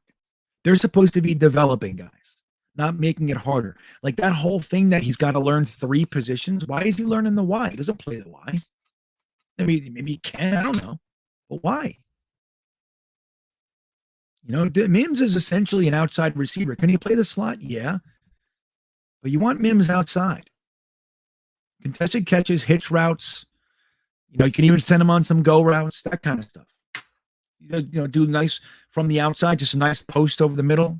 Get him in, get him going. And if you remember, he didn't have a terrible season, guys. He was on the bench the whole first game. They put him in for 3 plays. He had 1 40-yard reception out of those 3 plays. 1 target, 1 reception, 40 yards. Then they benched him for 2 games. Then they put him in, or they made him active again because of injuries. That game, he had 3 for 30, 3 catches for 30 yards. His first bad game was in Indianapolis with Josh Johnson. He dropped that touchdown. And then the next game with Mike White, he dropped 3 passes. And ever since then, It's been like they put him on the field, he gets a penalty. Why? I don't know. I don't know what the hell that is. But I think that whatever they tried to do didn't work. And I think that they need to reevaluate how they're doing that with him. If that, because he's got 2 more years on a cheap contract. Why wouldn't you want him? I don't understand. Now, maybe they just don't like him. Maybe. And then Joe Douglas, if they're not going to use him, Joe Douglas has to try to take whatever value he has, other teams that he knows really liked him coming out, and just say, hey, man, it's just not a fit here. You know what I mean? You guys, what do you give me for him? It's just not working. You know what I mean? It's just not working here. I love him. The coaching staff, for whatever reason it is, I don't know. So you give me a late third for him. It's a deal. You know it's a deal. I know it's a deal, but just go ahead and take him. So I think something like that will happen. If not, then they got to rethink it. KF 101. Or maybe it's just like Mike Sanders said, or Saunders. He says Mims has slept with LaFleur's wife. That's really what it all is. There's nothing else to it. That can be good. But thank you for the super chat, my friend. Yeah, and that's I think so, Paris. I think that he might just not be that strong guy. He's known as an introvert. He's known as super mellow, laid back. And that could be perceived as lazy, disengaged. He's a gamer.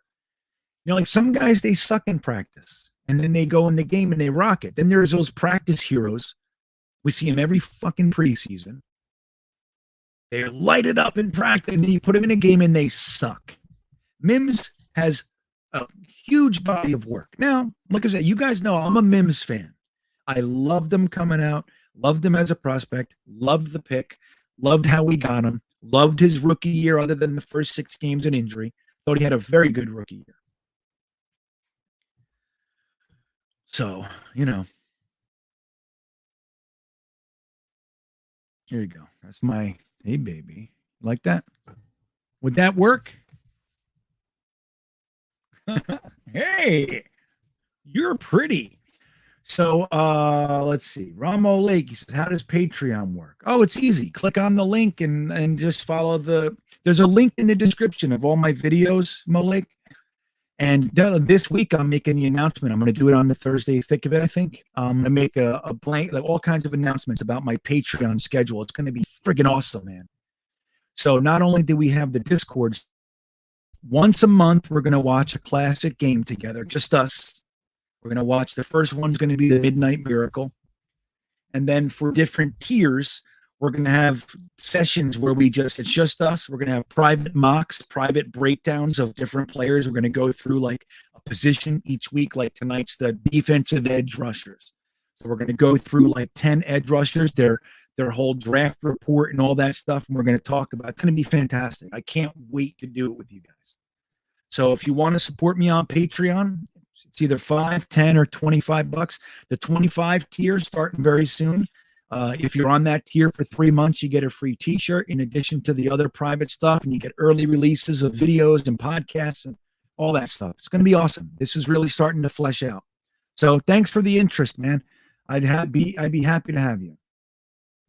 Be happy to have you on board. So let's do this. Mikey Mouse saying he knows Mims can play. Yeah, dude. And Jessica, right. 1 more year for Mims. Yeah. Hey, AC says, I think Mims just has to listen to KF 101. Light FM. KF. Let me see if I can do another voice here for you guys. Let me see. Is this good?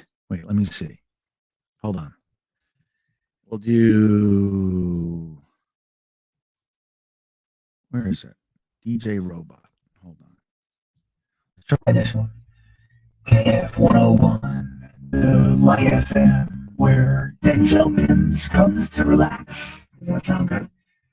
Do you guys like when I talk like this? Is this a good one? I like this one. KF 101. What do you like about it? No? Okay. All right. Okay. We'll go back to this guy. I'm going to use broadcaster voice. How's that? You like that? Creepy? Wasn't that good? KF 101. That's really cool. I hope you're not thinking that we're making fun of you, man. I love it. Just your handle looks great. Brought me right to it. So, and I appreciate you being around, KF 101. So let's do a quick mock. Huh? What do you think? It's midnight. Let's get this thing started. You want to do it? I'm going to look for the next 30 seconds. I'm going to see if you guys say yes or no. If I get enough yeses, I'll do it. Sergeant Mike says, I heard Mims and Hackenberg are practice buddies. One can't throw and one can't catch. Yeah, that's funny. Was that my porn voice? No, my porn voice is totally different. You guys know I was in the adult film industry, right? Did you guys know that? I told you that. That was crazy. A lot of methamphetamine then, guys. A lot of meth. Like a lot. It's a crazy scene. Think about this. Being at a karaoke bar with 150 porn stars. It's the place is shut. It's only porn. It's called pornioke. Imagine that. Just imagine that scene. The doors are locked. It's only 150 people in the porn industry. You got directors, you got the ladies, the actors, all that shit. And it's just us and a lot of alcohol and a lot of methamphetamine. What do you think's going on in there? That's all I'll say about that. That's the kind of stuff. Jessica, so we're going to do a mock. I want Jessica. I want to answer Jessica's question real quick. She says, GreenBean, name your top 3 tight ends in the draft in order. Well, right now, I think it is Trey McBride, Jeremy Ruckert, and Biedermeier. Those are my top 3. But that said, I like a lot of other guys. Like I love Charlie Kolar, but I like him as like a third, like a third or fourth, maybe. Yes, that's a very real story, Kelly.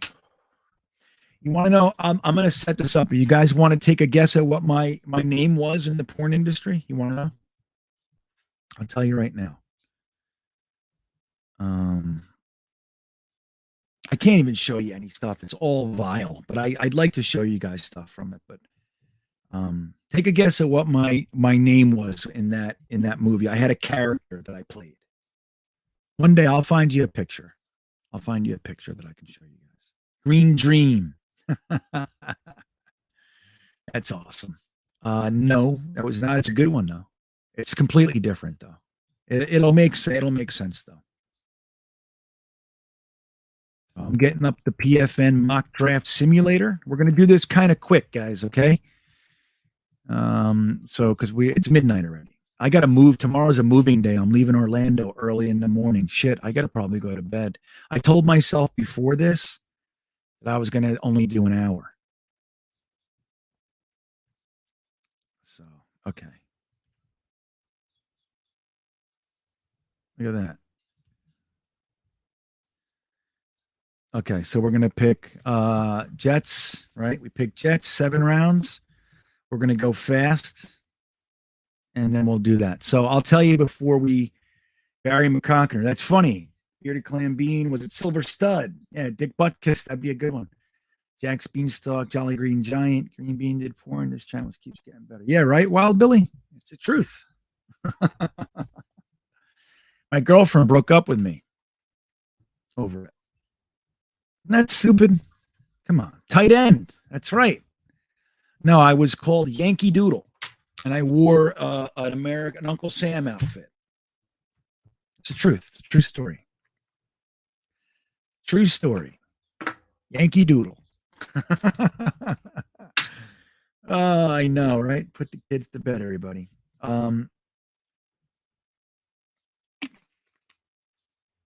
Yeah, I got a crazy life, guys. A lot of drugs, you know. I slipped, you know, it sounds all fun. Like literally 2 months later, I was arrested on the streets of downtown Los Angeles in the worst homelessness I ever saw in my life. And I sat in LA County for a little while in withdrawal. So it's not all glamour, I'll tell you that. All right, so let's do this. We're going to go ahead and do this. We're going to go ahead We're going to get started. We're going to move through it quick, all right? Vote once. All right, let's draft. So let's see what goes on here. Aiden Hutz. Oh, no trade either, guys. No trades. All right, so Thibodeau and Hutchinson are gone. Tell me who you want. I know who I want. I want Kyle Hamilton. That's who I want to take. So we got no trade offers, so we're not going to create one. So we're just going to do what the sim gives us. Double trade down, Friggle D. Sorry, buddy, can't do it. Right, Yoshi? Mo Lake wants Evan Neal. Brad Finkelstein wants Hamilton. FOC wants Hamilton. Right, Momo Adamo, yeah. I got to get my official thing out there. Let's see. We got one for Neal. We got a bunch for Hamilton. We got two for Neal. Karloftis. Hamilton. Sorry, Friggle D. Evan Neal, Hamilton, Karloftis. So Karloftis, try to only vote once. I don't want to try to figure out who is who here and everything. Okay. All right, Hamilton's got it. It's far and away. Like Karloftis and Neal would have to get like 6 or 8 more. Throw Matt some love and watch his Fix the Jets video. I know. I said I'm going to make mine right after I watch Matt's. He said, "You doing a video?" I said, "Yeah, I'm going to watch yours first. See. I'm going to see what you did, and then I'll do mine." All right, so we're going to take Kyle Hamilton. Okay, let's see what else we got with pick 10. There he comes. There goes Evan Neal, Matt Corral, George Karloftis. Karloftis always goes to the Giants in this set. Chris Olave and Garrett. So Chris Olave ended up being the first receiver taken, and then Garrett Wilson, the Ohio State boy. So, all right, check it out. We have 4 offers. Try to remember, Baltimore's asking us to slide back 4 spots. They'll give us a second next year for that, right? Raiders want us to go back to 23. They'll give us a second this year and a second next year. Pittsburgh, 20. Look at this. And a third. Okay, so Pittsburgh wants us to go back to 20. They'll give us a little bit higher of a second this year and a third next year.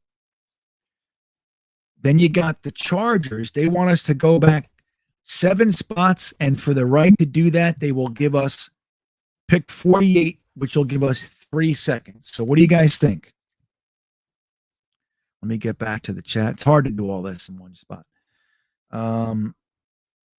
Baltimore can kick rocks.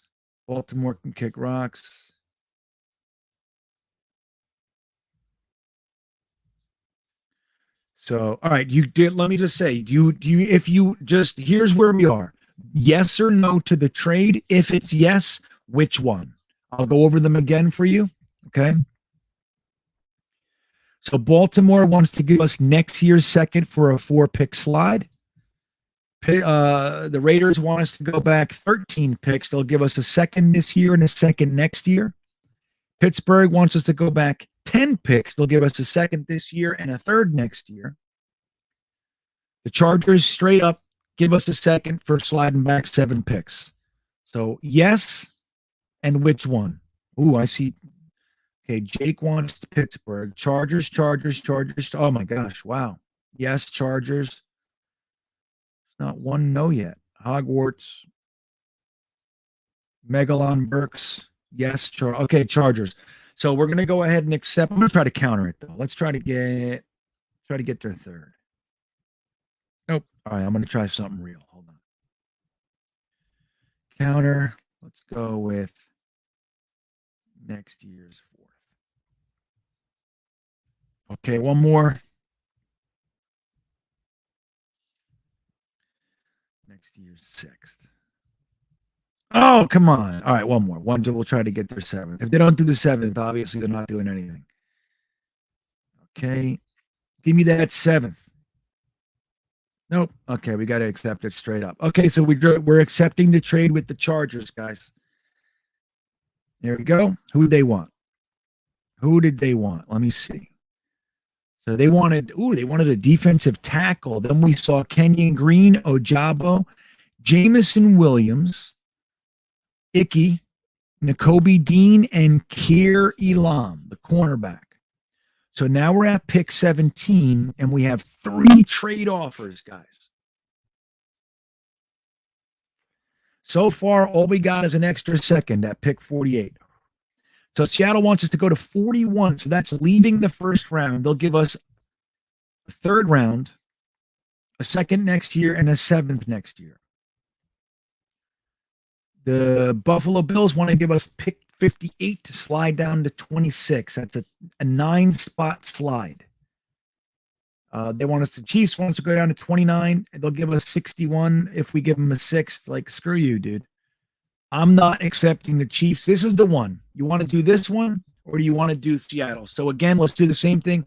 Yes or no, or do you want it? So just say yes or no. If you want to take a player, just say no, and then we'll get all the no's and we'll look at the player. Okay, no trade, no. Wow, no. We got the Raiders. I know they're not doing it, Sergeant Mike. It's like you can't argue with the sim, right? They're just gonna if they're not offering you a first, it's 99 out of 100 times they're not going to give you a first. If it's not offered, you can try, but they're going to decline it. So let me see. Linderbaum, let me see. No. Burks, so the players are going to be no trade. No. Okay, so we're not going to accept it. Okay, no to the trade wins. So let's get the trades off here. Okay. So here's the big board right here. Can you guys see it? Here's the big board. We got an offensive tackle up there. Derek Stingley and Linderbaum are right there. Now we're at what? Pick 17. So these guys should have been taken already. Got Jordan Davis, everybody's favorite defensive tackle. Now we got Devin Lloyd, linebacker. We already got Kyle Hamilton. We got Drake London. A lot of people like him as a first-round wide receiver, too. You have Sauce Gardner sitting there. Treylon Burks. You could probably get Treylon Burks. Maybe not, but maybe in the second. Brisker, safety. We already got a safety, so that's off the board. Now, we do have to get edge, dude. If we're not going to get edge in this draft, we're foolish, but we don't have to do it now. So here's kind of what we're looking for. These guys. Devin Lloyd, Drake London, Linderbaum. So let me see who you guys are saying. Lloyd Burke. So she wants Linderbaum first. Linderbaum. Sauce Gardner. Let me see. Take O-line, Kelly McTavish. So you would want Charles Cross, maybe. Linderbaum. Okay, Sauce Gardner, Drake London, Burks, Linderbaum, Devin Lloyd. All right, Linderbaum has it. So that's who we're taking. Okay. So we're going to take Linderbaum. Good. See, this is better. Getting the extra pick and then taking Linderbaum rather than taking Linderbaum there. That's squeezing the lemon a little bit. So it's a little bit better. So we'll take Tyler Linderbaum.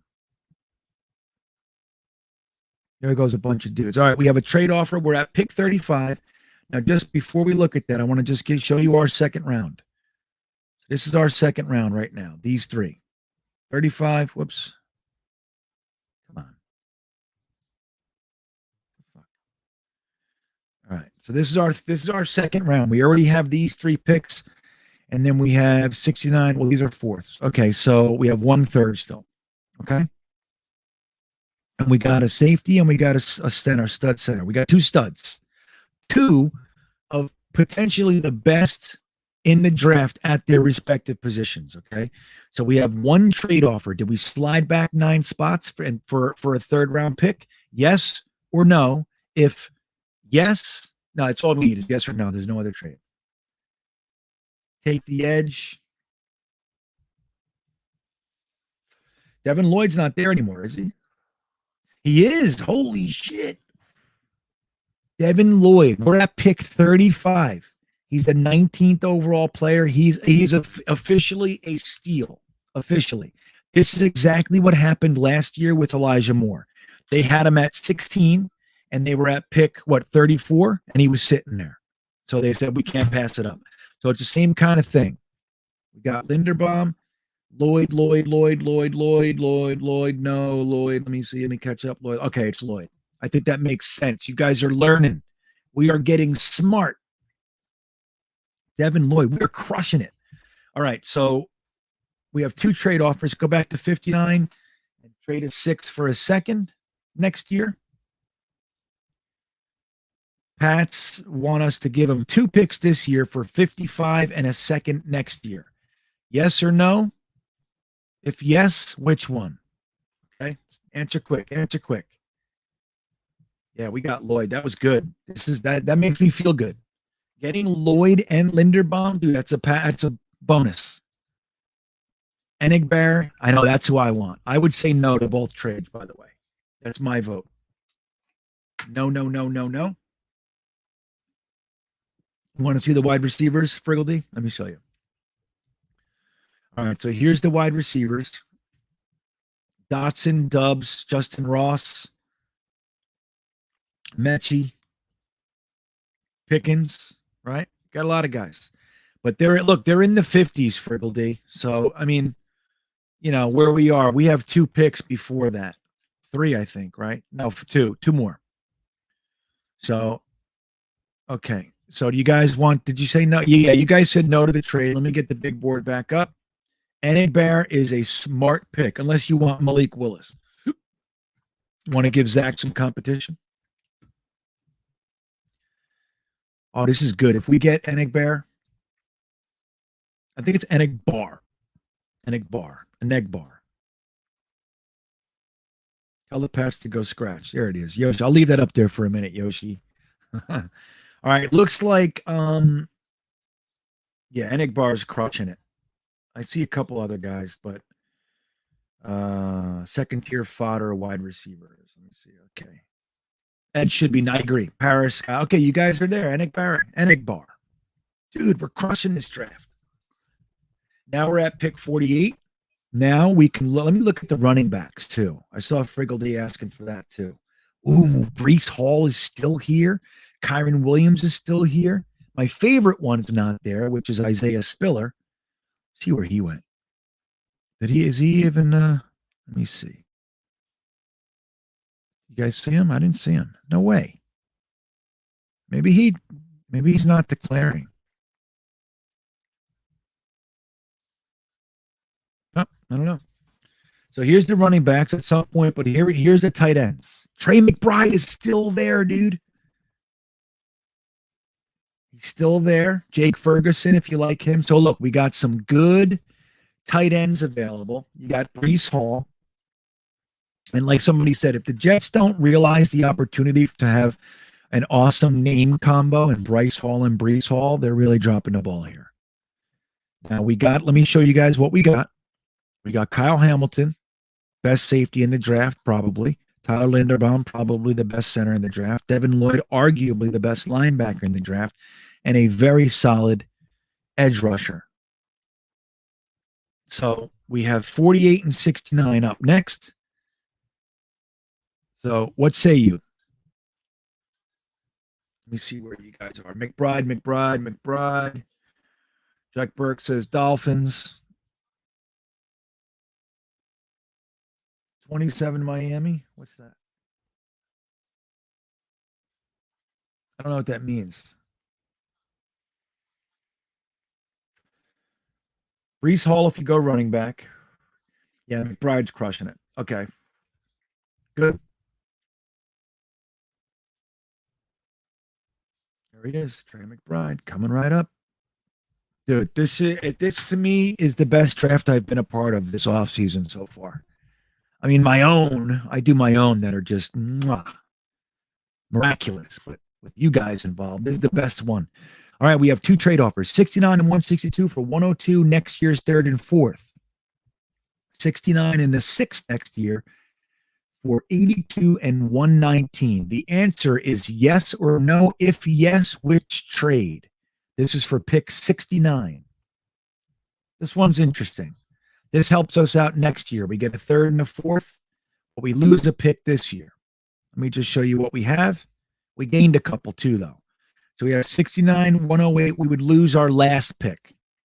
So we'd have 4 left. Okay?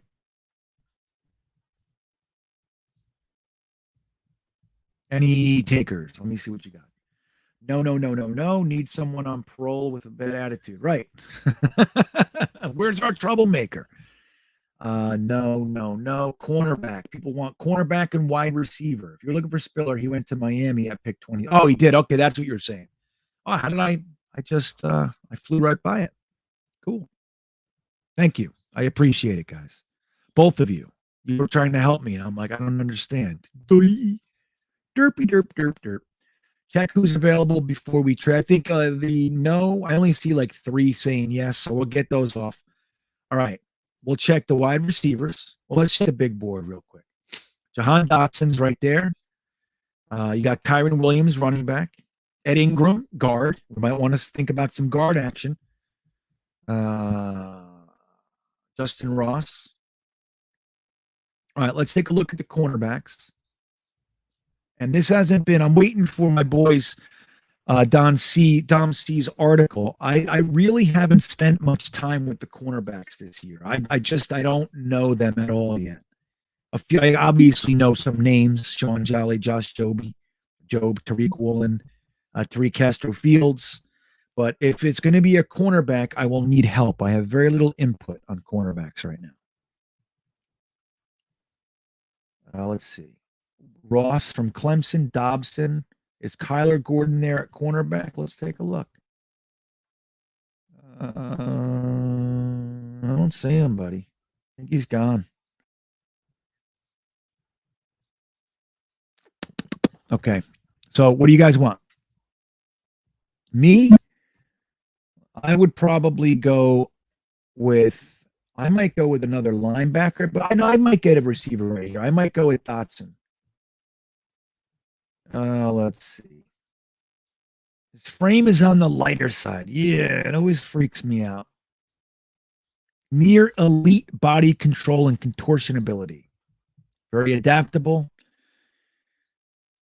So he looks good. Looks like a good fit. Looks like their kind of guy.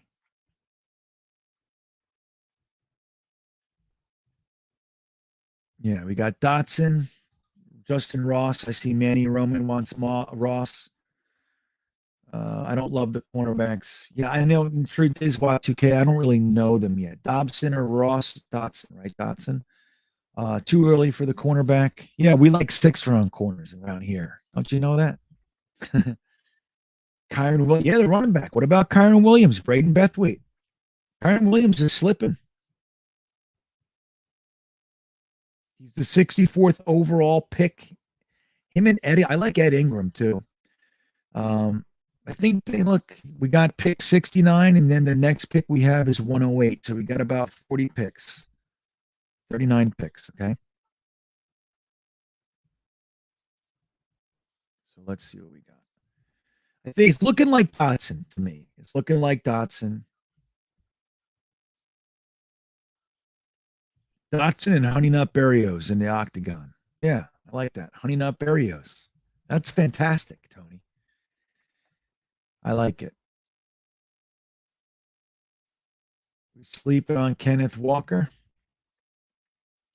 Yeah, I don't, maybe.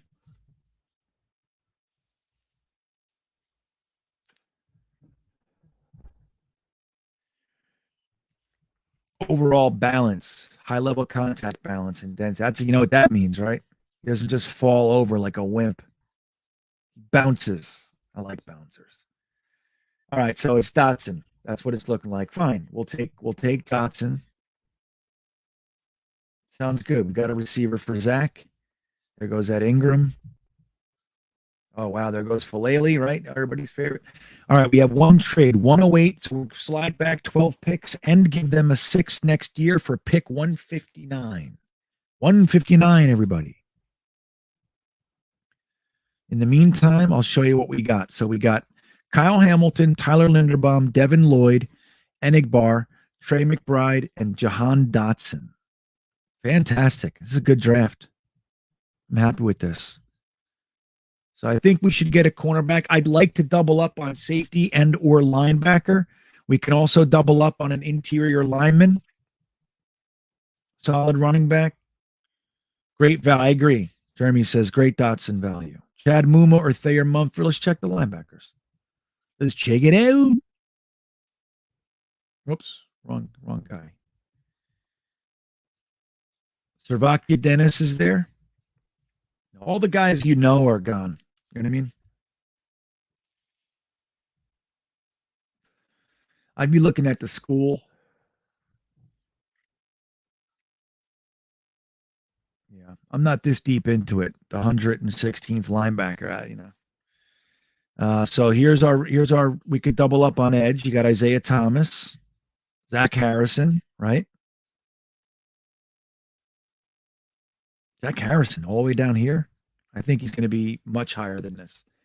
The running backs: Jerome Ford, Rashad White, Tyler Goodson, Sincere McCormick. Okay. So what do you guys want? Corner, you want to look at the corners? Okay, Jets forever. Here we go. Tariq Woolen's there. I like Tariq Castro Fields. That's my guy down here. Like I said, you guys got to help me out a little bit on the corners. I didn't spend any time with them yet. Very little. Only the top 3 or 4. Sean Jolly, he pops up every year. It seems like he's been around forever. O'Leary's Boy Ford. Yeah, you like that? Yeah, Mo Lake saying at this point, just grab somebody from Alabama, right? Gunter's hanging on. Yeah. All right. So what do we got? We need cornerbacks. We don't. I don't think we need a cornerback in the draft. Like we've spent the last 2 years acquiring, 4th, 5th, 6th round corners. Like we have a bunch of these. So yeah, Don Hepburn. Don't forget to hit the like button, guys. Don't forget to hit that like button. And I appreciate it. If you haven't subscribed yet, geesh, what are you waiting for? It's going to be the best off season ever. We're going to have the best off season ever. Oh, let me tell you my big news. So we're starting the Monday night mocks next week. The Monday night 10 o'clock mock is back next week. So we're just fucking around right now, but I put out a themed mock every single week. So I send it out on YouTube and Twitter. I get polls going. I see what you guys want. Like, so what is the theme? Did we trade somebody? Did we not trade? Whatever it is. And we function within that paradigm. Like last year, did we trade Sam? Did we trade for Watson? Like we had all kinds of fun stuff. So we're going to do that starting the next coming Monday. Mock season, Yoshi. That's right. And I'm only going to do 1 or 2 more of the Tuesday nights because I literally can't do it. I can't do all that stuff. Right, Owen? Owen's psyched. Monday night mocks, right? So that's what it's going to be. All right, so let's take a look at the O-line. We'll look at some tackles first. Tyler Smith is there from Tulsa. I don't know Bernard Raymond from Central Michigan. I know Tyler Smith. I mean, these are the guys we should be looking at position right now. Best case, Isaiah Thomas. He's an edge rusher. Nothing wrong with doubling up on edge, man. Nothing wrong with that. So what do we got? Have we got? Well, we got a center, Strickland. Owen. We got a center. We got Linderbaum. So let's take a look at the guards now. Marquise Hayes, Cade Mays, right? They're there. These guys are good. These guys are good pipeline types right now, man.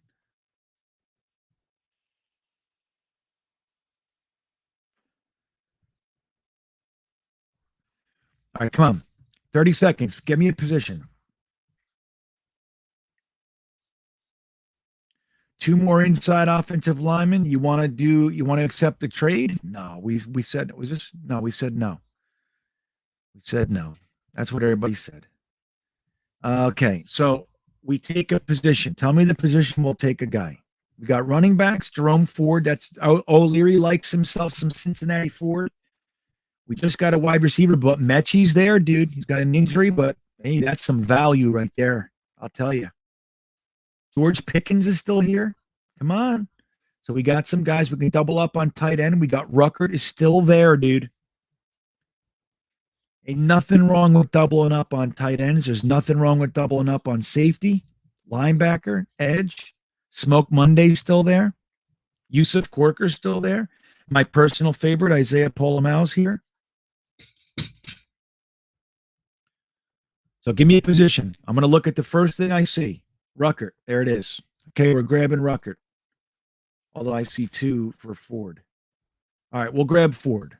All right, that's what we'll do. We're going to grab the running back, Ford. I see more people for Ford. Okay. So we got Jerome Ford. Now we can grab Ruckert because that was the next one. Okay. So that's what we'll do. All right. Ruckert's coming aboard because that was the next guy.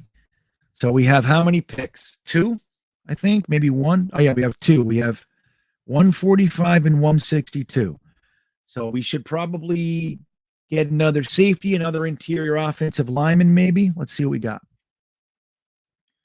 We just got 2 tight ends. We got a running back. We got an edge rusher. We got a linebacker, center, Kyle Hamilton. Want to get some pipeline guys? Like I said, safety, and it's a deep safety class. You're still getting maybe even a starting quality safety down here. And maybe you want to, I love how we use the tight end class, and maybe we can get an interior offensive lineman, maybe a tackle.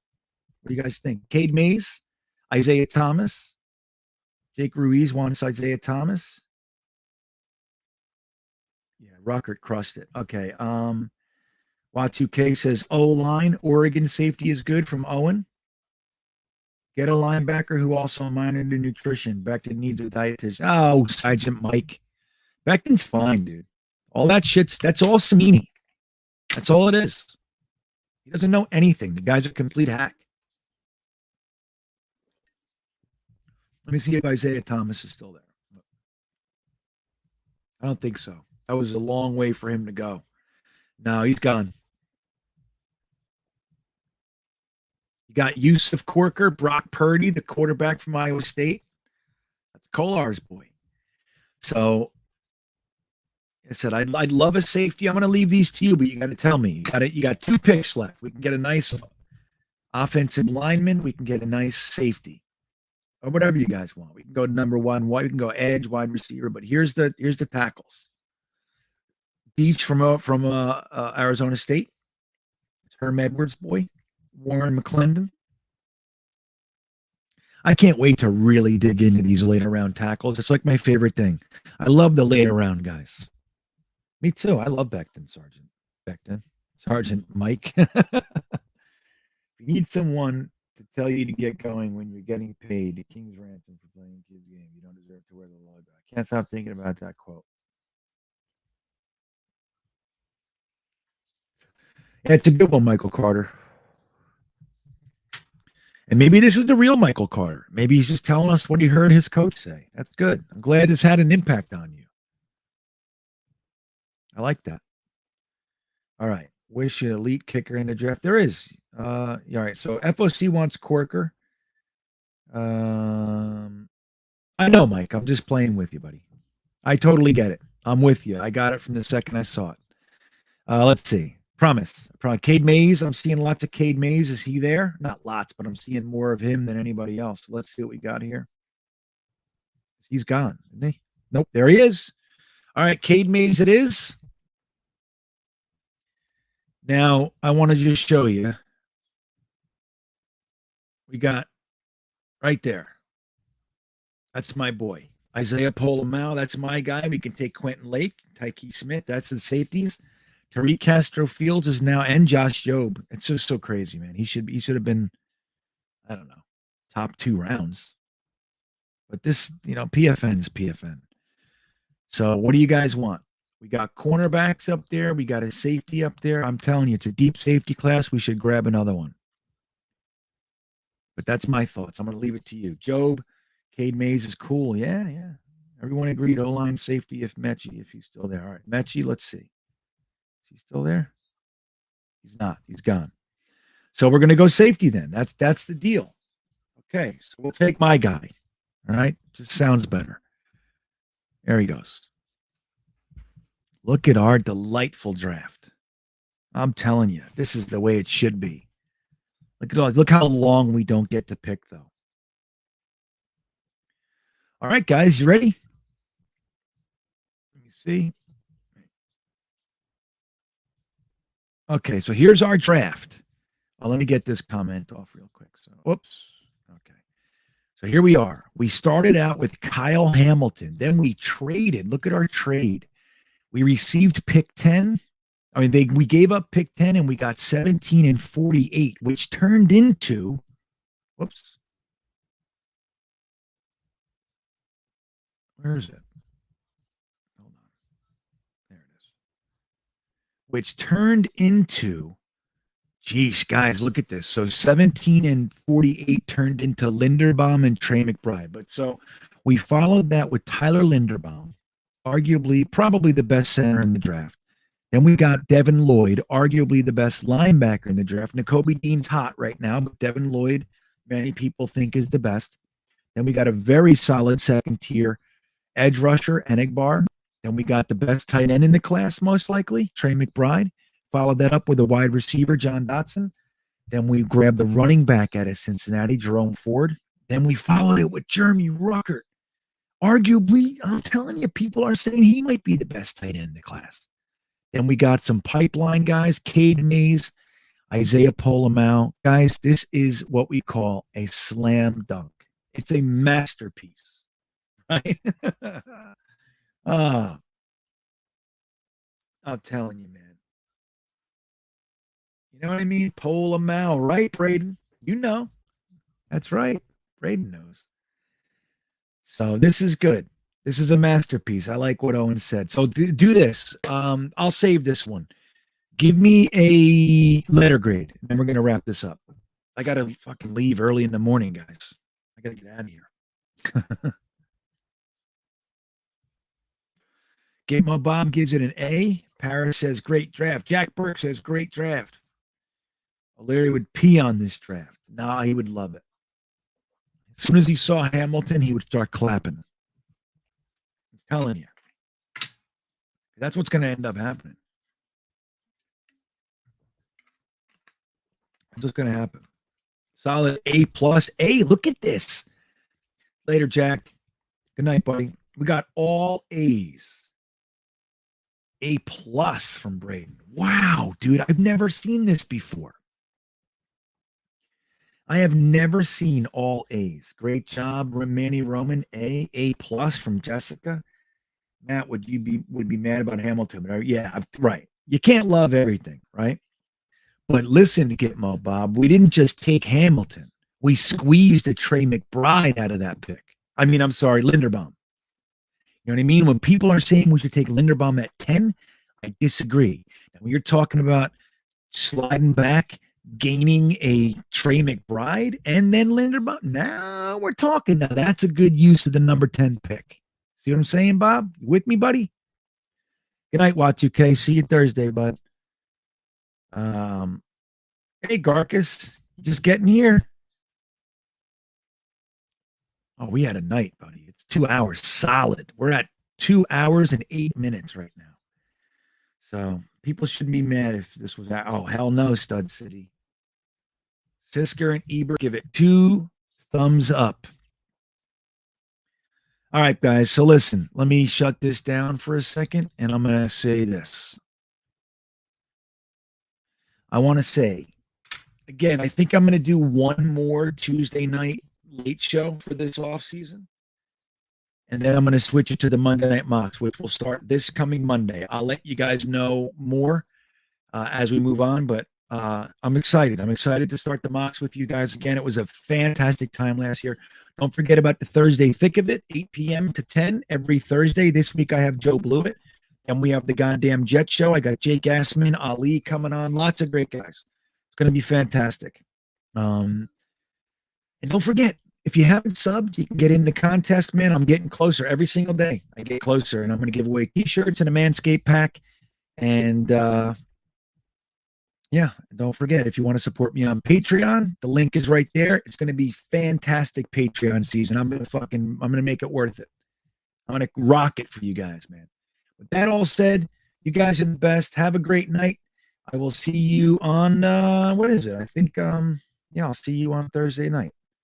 Right? There it is. All right. Have a good night, everybody.